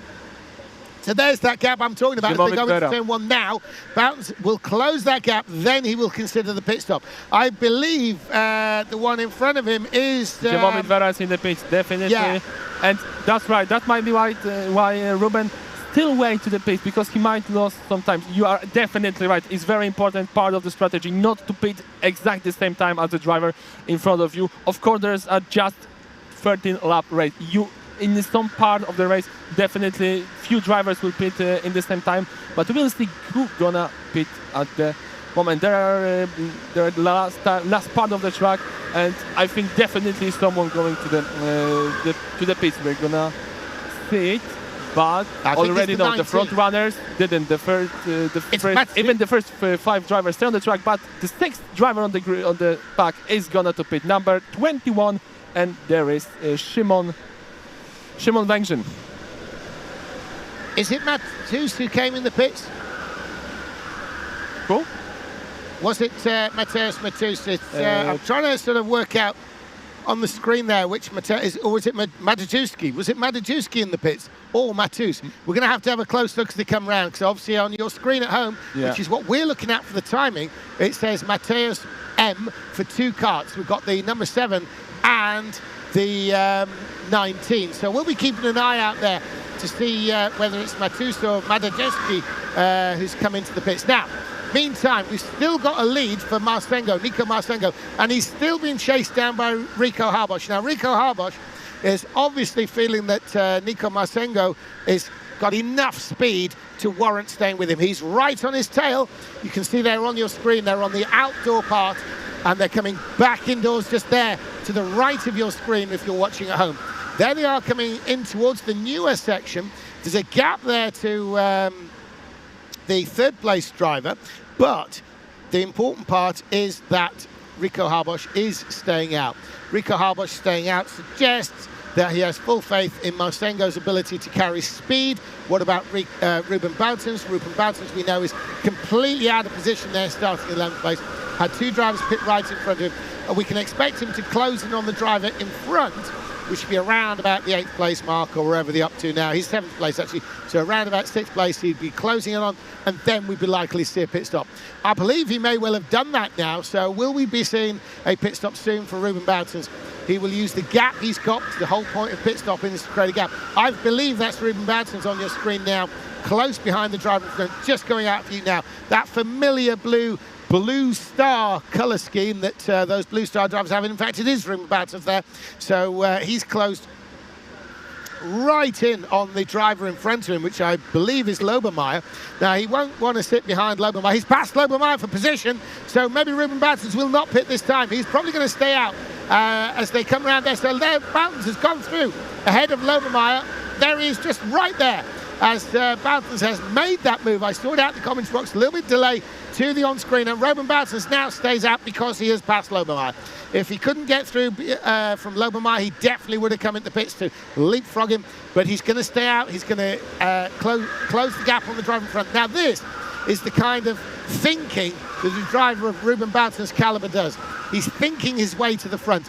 He's saying, okay, I'll use the pit stop if I'm coming up behind drivers who are fast, who I cannot overtake. But I know I'm slightly quicker than, but to overtake would cost me time. So he sees, can I pass them? No, he can't. He plays the pit stop. If he can pass them, which would be the ideal, and Ruben Boutens is a great racer as well as thinker, that's when he's going to make those moves. And this is a masterclass performance there by Ruben Boutens, strategically and from a racing point of view. He's made two passes for position on track, and that keeps his kind of ace card, the pit stop, if you like, for the more what he would consider the more serious competitors. Beginning, Jakub, with Matt Barsh. Now, Ruben Boutens, yes, he's closing in a bit on Matt Barsh. We've still got Rico Harbosch all over the back of Nico Marsengo, and then the driver in third place, Victor Poiré. Yeah, Victor Poiré. As Victor Poiré continues on third. And then we believe it's probably Matus, which means it would have been Madejewski who was the early pit stopper. And quite impressive that the first two drivers are still fighting for the win. Maybe not fighting, but they are so close.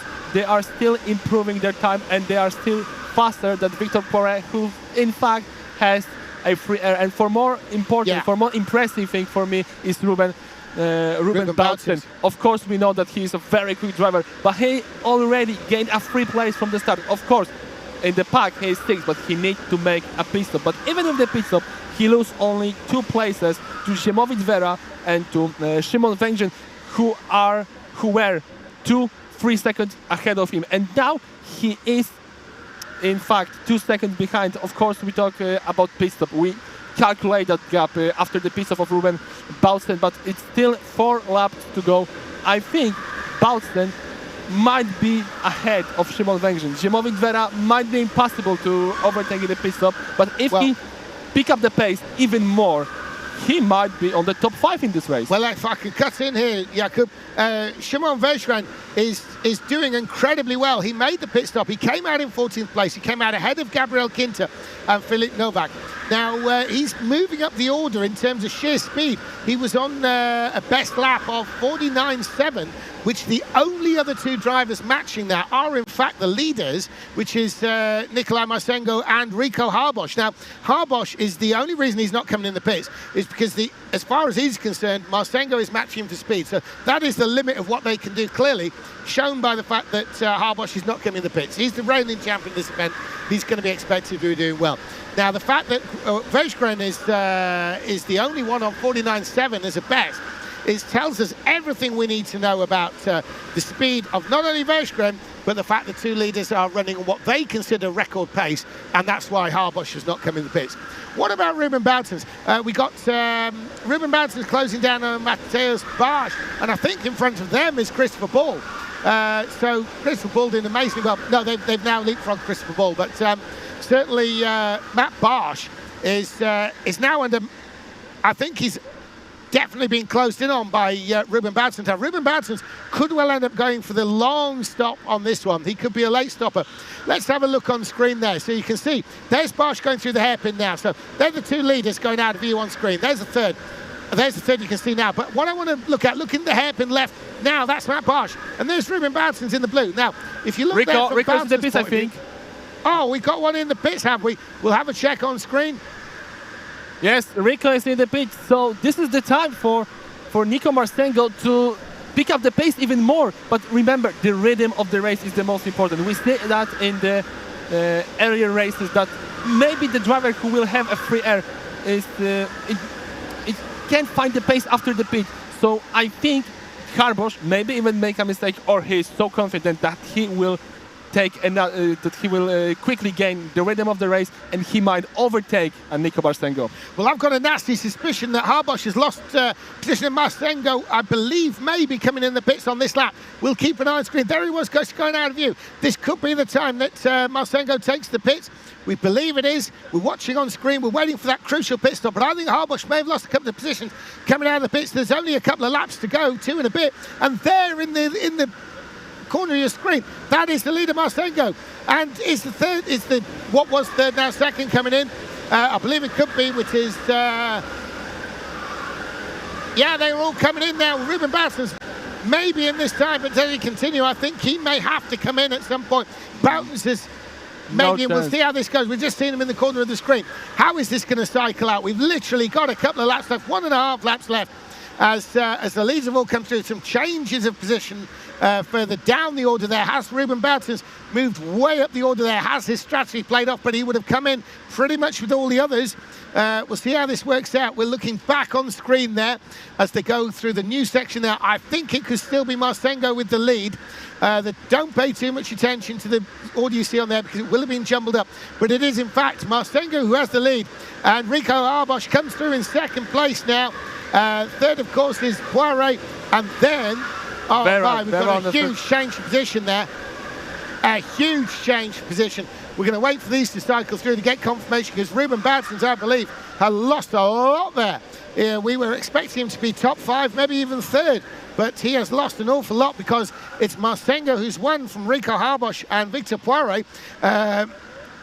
Vera has come through to 4th place from Mateusz Matisse. Szymon Versheren is through to 6th, and Mateusz Barsz 7th, Novak in 8th, Ruben Boutens to 9th, I believe, there, as some positions were changing on the end. So Ruben Boutens, he's gone from below the mid-range, way up the order, up near the front, and then he's tumbled down the order in the end, because he was right behind Matt Barsz, but somehow Novak has managed to slot in through that cycle of pit stops. Somebody did look like they were being overtaken as they came out of the pits, and therefore that must have been Ruben Boutens, who you can see on screen being passed. Of course, he was on the outside, and that position he lost was to Filip Novak. So Nikolai Marstengo has won the race. He's opened up his Polish Indoor Kart Championship with a fantastic win. Defending champion Rico Harbosch is in second place from Victor Poiré. Zemovic Vera has come through to 4th, Mateusz Matisse in 5th, and Szymon Versheren into 6th place. Mateusz Barsz, probably a little bit down what he wanted. Filip Novak, probably happy with what he's got given what's around him. Ruben Boutens, the 4-time champion of Poland, will be disappointed with that 9th. He does have the opportunity of a drop score, and I bet, Jakub, that we see this will be Ruben Boutens' drop score. We'll see how he does later on. I think Ruben will be definitely so hungry to show everyone that it was just a mistake. That was the one and only situation in this race, and he make up some places in the next races. He will be definitely motivate to show everyone that no, it's not my real performance. I'm gonna be fight for the win for the next race, but I'm very impressive of Nico Marstengo performance in the first race. He was almost pushed to the limit by Rico Harbosh, and he. I've got news, Jakub. I've got news. Incredibly, the winner, Nikolai Marstengo, has had a penalty in the pits. He was too fast. The organisers have confirmed a penalty for Nico Marstengo. And what does that do? It gifts the win. It gives the win to Rico Harbosh, the defending champion. Picks up full points in this. Defending champion Rico Harbosh has been confirmed the winner as Nikolai Marstengo has been dropped down the order, and that puts Vera Shimovic Vera up into third place. And of course, this is good news for Ruben Boutons, but I bet that will continue as his drop score. Now I'm going to hand over. We've got the junior races now, so I will be handing over to my Polish compatriots. You've been hearing Jakub Press, you will continue to hear Jakub, but now we've got Matt Zielinski, and Matt Zielinski will take over now, and you will be hearing the commentary in Polish. So enjoy for the Junior Championship first 5 heat races.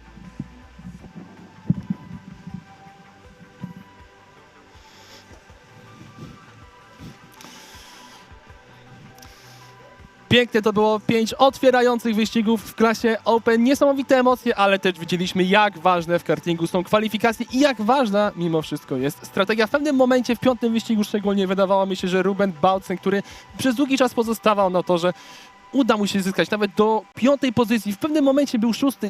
Ten jego czas okrążeń i przewaga nad kierowcami, którzy przed nim zjechali do alei serwisowej na 20-sekundowy pit stop, wydawała się na tyle bezpieczna, że być może nawet ugra 8. Jak mówiłem, może 5. miejsce, ale to było jednak za mało. To tempo na to nie pozwalało. A jak będzie w klasie junior, o tym przekonamy się za chwilę. Ze mną jest już jedyny i niepowtarzalny Mateusz Zieliński. Dziękuję bardzo za takie przedstawienie. Witam wszystkich bardzo serdecznie. Bardzo się cieszę, że mogę tutaj być. Bardzo emocjonujący jest to póki co dzień. Tak przechadzając się gdzieś po torze, kiedy, nie będę ukrywał, tutaj Jakub komentował, gdzieś tam chodziłem, próbowałem poczuć tą atmosferę. Faktycznie czuć tutaj takie i luz, i sportowe napięcie. Mateuszu, czuć tutaj bardzo dużo emocji przede wszystkim u zawodników, a skoro już o zawodnikach mowa, no to trzeba przedstawić zawodników, którzy wystąpią w tym 6. dzisiaj wyścigu tej pierwszej serii, czyli od początku Julian Szylak, Max Deckert, Kostek Sołowiej, Iwo Górdak, Dawid Szpot, Maksymilian Klonowski, Igor Tworek, Nick van der Berg. Van den Berg, tak jest. Dalej mamy Jana Trancheta, Anię Wiśniowską, Franka Dobkę, Bartosza Wojtowicza, Eryka Marona, Juliana Kurczyńskiego, Aleksa Mroczko, Jacoba Ikwola i Oliwiera Dankiewicza. Mateuszu, nie oszukujmy się, to trzeba nazwać próbą komentarza w moim wykonaniu, jeżeli chodzi o język angielski, ale mam nadzieję... Właśnie chciałem się zapytać, jak ci poszło i przy okazji mam dla ciebie prezent w nagrodę. Oto butelka wody dla ciebie. Zdecydowanie się przyda. Mam nadzieję, że uszy nie krwawiły aż tak bardzo, jak mnie, kiedy mówiłem. Mam nadzieję, że jak będę to odsłuchiwał, to jednak stwierdzę, że aż taki fatalny nie jestem, jak to kiedyś powiedział Michał Kucharczyk do jednego z dziennikarzy, bodaj po meczu Legii z Ajaxem, ale my nie o piłce nożnej, my absolutnie dzisiaj o wyścigach, ponieważ kierowcy już rozpoczynają swoje okrążenie rozgrzewkowe, a za moment przystąpimy do głównej rywalizacji. Mateuszu, mamy naprawdę świetne nazwisko dzisiaj podczas tego wyścigu juniorskiego w pierwszym biegu. Przypomnijmy, klasa junior do 75 kg. I warto jest przypomnieć, skoro już siedzimy przy tej klasie junior, że tutaj także występują zawodnicy, którzy w klasie Open mieli już nawet swój udział i tutaj warto jest, drodzy Państwo, spojrzeć na Igora Tworka, który występuje w tym wyścigu. Igor zdobył pole position do swojego biegu, lecz niestety nie udało mu się tego przełożyć na miejsce numer 1. Zdobył miejsce dopiero 3.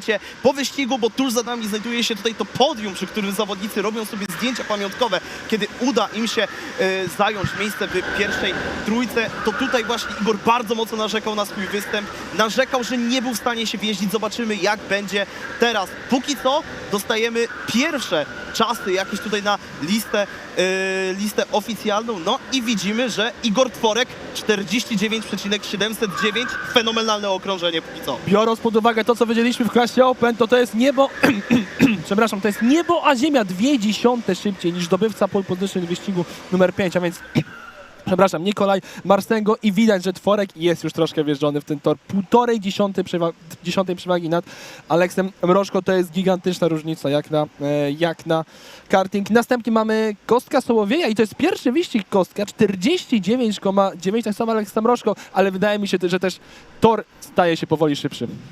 Zdecydowanie, no i przede wszystkim te karty też stają się nieco szybsze ze względu na to, iż rano są jeszcze, można by powiedzieć, że trochę zastygnięte, one potrzebują Dokładnie. czasu, żeby też się trochę rozgrzać. Oczywiście też warto nakreślić, dzięki temu, że jesteśmy w klasie junior do 75 kg, te czasy też powinny być trochę szybsze, zdecydowanie. To też prawda, bo ponieważ, przepraszam, te 15 kg mnie jednak robi definitywnie ogromną różnicę i mamy to teraz idealnie pokazane. Ja jako zawodnik nieco cieszę, że tak to ujmę, sam to odczuwam, kiedy próbuję pojeździć na My obydwaj, Mateusz, tak naprawdę byśmy to odczuli, ale może przedstawmy pełne wyniki kwalifikacji. Igor Tworek, dalej Aleksander Mroczko, Kostek Sołowej, na 4. miejscu mamy Iwo Gurdaka, 5.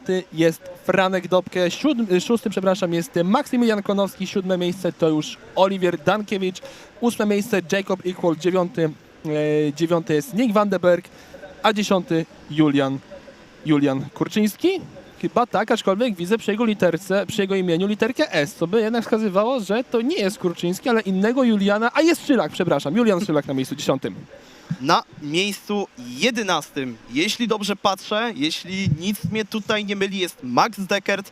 Na miejscu 12 jest Jana Tranczet. Na miejscu 13 wystartuje Anna Wiśniewska. Z miejsca 14 wyrusza Dawid Szpot, z miejsca 15 Eryk Marona, z miejsca 16 jest Julian Kurczyński, którego wcześniej pomyliliśmy. No i z ostatniego miejsca, ale nie można powiedzieć, że z tego najgorszego, bo tutaj jeszcze sporo rzeczy można udowodnić. Widzieliśmy, że było trochę manewrów.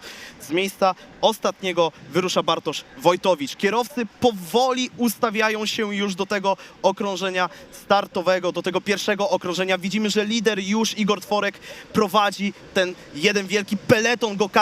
No i rozpoczynamy ten wyścig numer 1 w klasie junior. Igor Tworek już w pełnej prędkości i zaczynamy zabawę, zaczynamy show. Jeszcze 2 zakręty do rozpoczęcia tego wyścigu. Zobaczymy, jaki rok, przepraszam, Igor Tworek rozpocznie ten wyścig bez większego problemu. Co najmniej jeden go-kart przewagi. Absolutnie nie ma szans tutaj Aleks Mrożko na żaden atak. Kierowcy na pewno będą jechali bardzo blisko siebie, ale widzieliśmy już w klasie Open, że jazda blisko siebie jest zdecydowanie niewystarczająca. Tutaj są za małe odcinki prostych. Tutaj są zbyt ostre i zbyt ciasne zakręty, aby przypuszczać atak, kiedy jest tak duży dystans.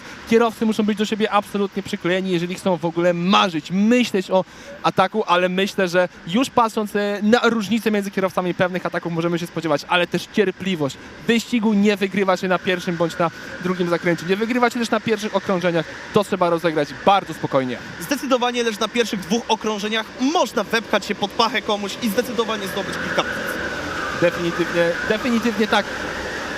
Mamy drobne problemy na transmisji, ale nie mamy na pewno problemów, jeżeli chodzi o to, że transmisja jak najbardziej jest. Kierowcy troszeczkę się rozjechali, jednak w klasie Open mam wrażenie, że szczególnie na czele stawki, oczywiście pomijając kompletnie zdominowany wyścig numer 3 przez Noe Wajszela, te różnice są jakby trochę większe, ale to może też spowodować, że kierowcy będą chcieli prędzej zjechać do alei serwisowej, ale co jest najważniejsze, to jest utrzymanie rytmu. Widzieliśmy już w wyścigach klasy Open, że ci zawodnicy, którzy zjeżdżali na początku, to na co zwracałem uwagę zresztą z Jamesem, mieli czyste powietrze, ale to czyste powietrze jest niżym, jeżeli nie złapałeś odpowiedniego rytmu i przede wszystkim o to będą walczyli kierowcy. Dlatego wydaje mi się, że tak jak widzieliśmy, powtórzę to jeszcze raz, w klasie Open kierowcy będą długo zwlekali ze zjazdami do alei serwisowej. No na razie jedynie w dole stawki możemy liczyć na jakieś ataki, chociaż tutaj blisko pozycji numer 6, numer 7 to chyba jest walka pomiędzy Nickiem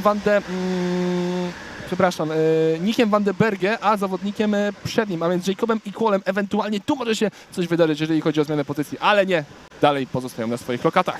W międzyczasie mamy w końcu pierwszy zjazd do alei serwisowej w tym wyścigu. Jest to oczywiście czy drugi? Wydaje mi się, że pierwszy, że to jest dopiero pierwszy zjazd. Tutaj pierwszy zjazd od Franka Dobke. Przez chwilę zwątpiłem. Nie, faktycznie, miałeś rację. Jana Tranczet jeszcze zjechała, przepraszam. Wydawało mi się, że faktycznie to był pierwszy. Trochę ciężko mi jest wejść w buty Jamesa. Nie będę ukrywał, James naprawdę super energicznie, naprawdę legenda na mikrofonie, to trzeba usłyszeć. Zrobiłeś mi niesamowite przedstawienie, ciężko jest jednak wejść w jego buty, ale w tym momencie ciężko jest zdecydowanie wejść Kostkowi Sołowiejowi w buty Aleksa Mrożko, który tuż przed nim się znajduje. Widzimy, że ta różnica między nimi jest naprawdę niewielka. Igor Tworek kontroluje swoje tempo. Igor Tworek świetnie wyprowadził sobie tą taką przewagę mniej więcej 2 go-kartów długości nad miejscem drugim. Jednak Aleks no ma problem. Kostek usiadł mu na tyle dosłownie i nie może się od niego odczepić. Kostek powoli będzie tutaj budował swój atak i jestem w stanie uwierzyć, że ma on tempo, aby jeszcze się tutaj za Aleksa zabrać. Z tym, że dla Kostka jest to wyścig numer 1 dzisiejszego dnia. Aleks jest już trochę bardziej wjeżdżony. Ale Aleks już drugie miejsce też zdobył. Dokładnie, ale mam wrażenie, że Kostek jest mimo wszystko pewniejszy od Mrożko. Mam wrażenie, że obiera bardziej ciasne linie od Aleksa, ale na razie to jeszcze na atak nie wystarczy. To będą naprawdę minimalne różnice. Pit-stop może zadecydować, aczkolwiek widzieliśmy, będę bardzo często do tego wracał, bo jednak te pit-stopy są bardzo ważne. Nawet sekunda różnicy w pit-stopie może nie wystarczyć, jeżeli straci się tempo. Na razie jednak ci zawodnicy z przodu utrzymują swoje tempo. Cały czas swoją przewagę powiększa Igor Tworek. No widać, że ten kierowca startował już w klasie Open, jest już troszeczkę wjeżdżony, a Aleks Mrożko to też jednak ma znaczenie. To co mówiłeś, wjeżdżenie się, ten rytm, to ja też podkreślam, to jest bardzo ważne, dlatego tym bardziej wielkie słowa uznania dla Kostka Sołowieja, że jest w stanie utrzymywać tempo liderów. W międzyczasie, poza Aleksem Mrożko, który musi bronić się przed Kostkiem Sołowiejem, widzimy walkę o pozycję numer 5. Tutaj Maksymilian Klonowski próbuje bronić się przed Oliverem Dankewiczem, czyli walka dwóch swoich rodaków o pozycję numer 5.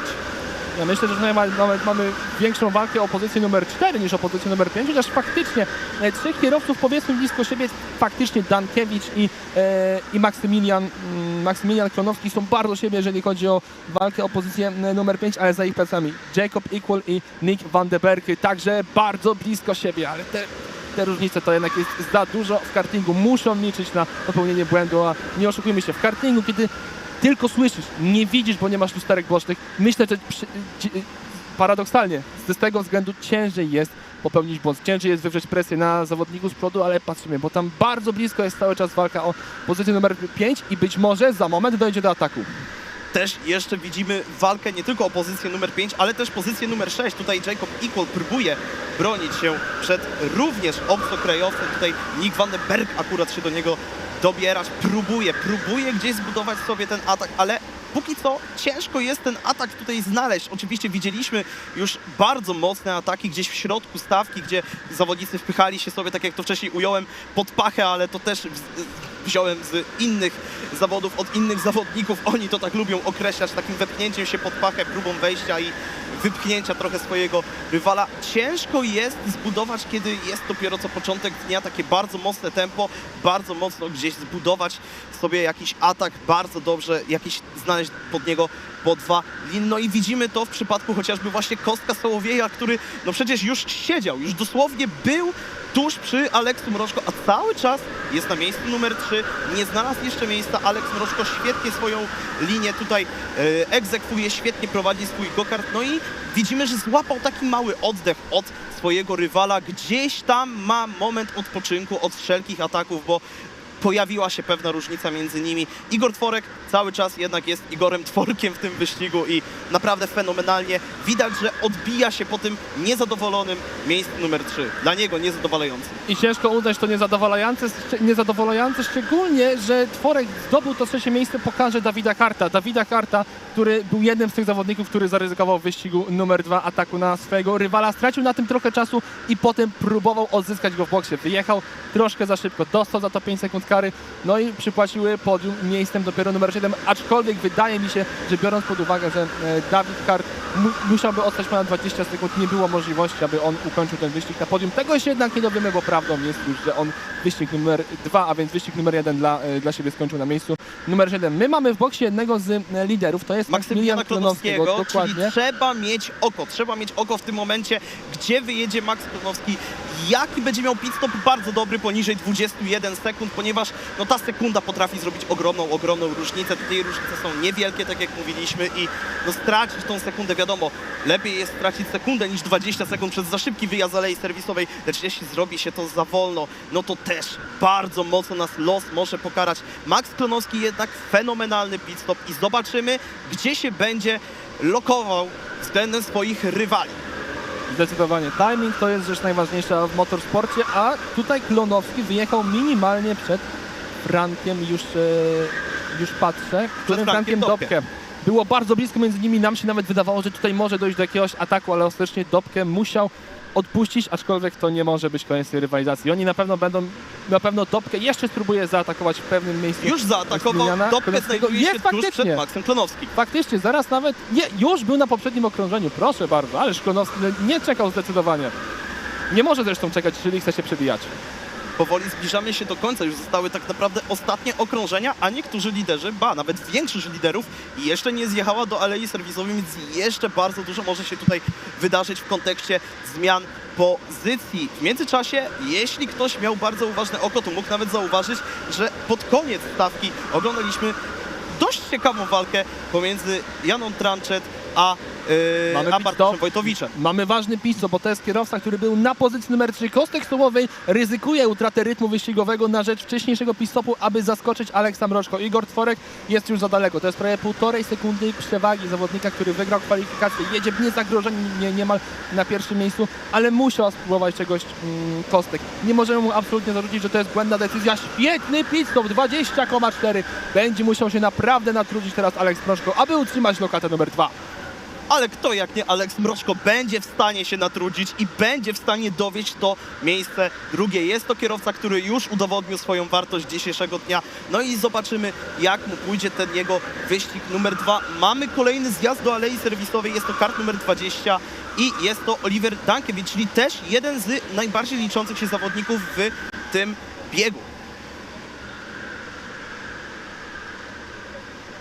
Spokojnie, troszeczkę się zrobiło na torze, ale miejmy nadzieję, że to jest tylko cisza przed burzą. Wciąż czekamy, przypomnijmy, na pit-stopy Aleksa Mroczko oraz Igora Tworka i być może stanie się tak, że Tworek i Mroczko zjadą razem do pit-stopu, chyba że Mroczko zdecyduje się teraz na ewentualny pit-stop, jeżeli Tworek pozostanie na torze. O tym przekonamy się już za chwilę, ponieważ ci kierowcy będą w końcowej fazie tego okrążenia i to może być też kluczowy moment tego wyścigu. Zaraz zobaczymy, czy Tworek ostatecznie zostanie na torze. 2 ostatnie zakręty dla Igora Tworka. Jesteśmy już w tym momencie, a nie, przepraszam, to pomyliłam troszeczkę perspektywa, to jeszcze do mety troszeczkę pozostało, ale są już na końcowych okrążeniach. Tworek podnosi rękę, będzie zjeżdżał Igor Tworek. Tak jest. To jest ostatni moment, żeby zjechać tak naprawdę do alei serwisowej. No i widzimy, że wiele tych go-kartów, liderów się gdzieś tam ustawia z naszego stanowiska. To bardzo dobrze widać po prawej ręce naszej. Igor Tworek już czeka zniecierpliwiony, żeby wyruszyć z alei serwisowej. Pytanie tylko, jaki będzie to pit-stop? Czy będzie to pit-stop niska 20,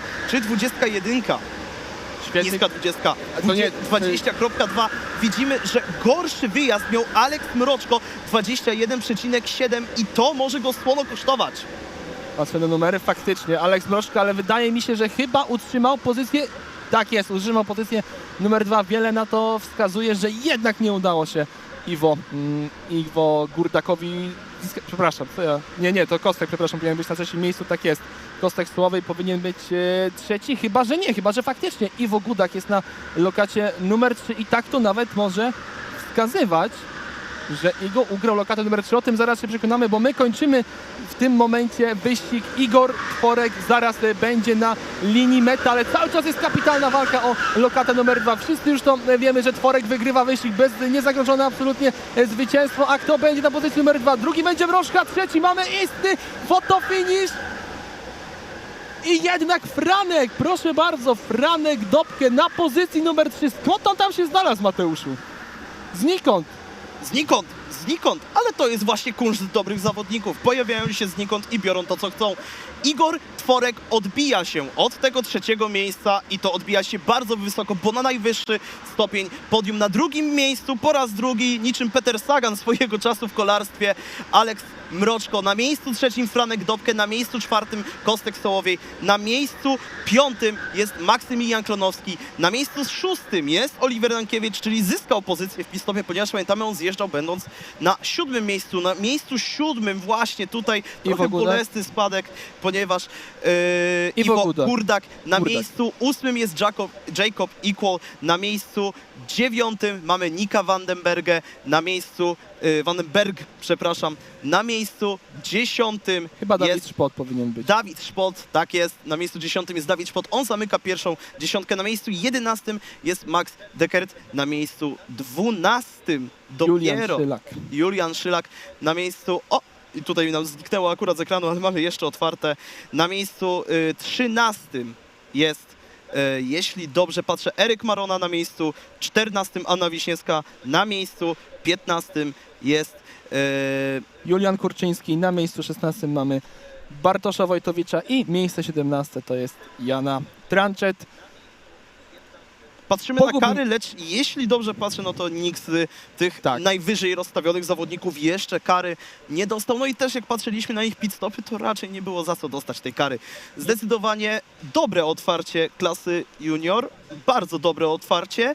Było wyprzedzanie, było ściganie, ale czekamy jeszcze na tą powtórkę wyścigu numer 1, który mam wrażenie, że ten wyścig numer 1 w klasie Open, ten pierwszy wyścig z dnia, jeśli ktoś nie wstał na 6:45, no to niech żałuje, bo było zdecydowanie co oglądać. To był chyba póki co najlepszy wyścig dzisiaj. Moim zdaniem chyba jednak wyścig numer 2 moim zdaniem był jednak tym ciekawszym. Nawet jeżeli dawniej Hart sporo stracił podczas tej walki, to jednak ta walka była o prowadzenie. Tutaj widzieliśmy na samym finiszu. Finisz zdecydowanie oddał. Nie możemy tego nikomu zabrać. Kapitalna walka do samego końca między Frankiem Dobkę a Kostkiem Sołowiejem. Liczymy na więcej takich pojedynków.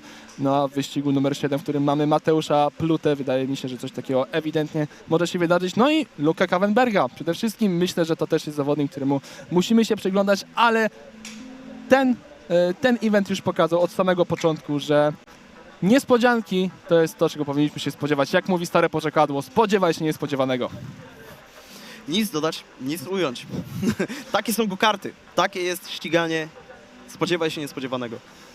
Dokładnie. My już czekamy na start wyścigu numer 7. Widzimy, że kierowcy są już przygotowani do wyjazdu na tor i rozpoczęcia okrążenia rozgrzewkowego przed głównym, oczywiście, one-shot quali, a więc przypomnijmy, a raczej przedstawmy, nie przypomnijmy, a przedstawmy zawodników, którzy wezmą udział w drugim wyścigu w klasie junior. Mateusz Pluta, o którym już mówiłem, Uta Debel, Dawid Wiśniewski, Kuba Dwernicki, Luka Kauenberg, Kornelia Orzechowska, Horion Van Wasy, Aleks Demkiw, Jakub Panczyszyn, Wiktor Moskal, Teo Di Vincenzo. Jego również mieliśmy już okazję oglądać i nawet stanął na podium wyścigu numer 1. Wiktoria Kramasz, Jasper Dirks, Kaspian Dzierżyk, Jan Łapiński, Emilia Rodko. Również mieliśmy okazję ją oglądać. No i Filip Szczęch, który wczoraj, kiedy uczyliśmy naszego przyjaciela Jamesa wymowy polskich nazwisk, chyba sprawił największą Był takim radość. łamaczem językowym, Dokładnie. coś jak stół z... I nawet Albo teraz nie będę próbował, żeby się nie ośmieszyć tak tego wypowiedzieć. Stół bez nóg.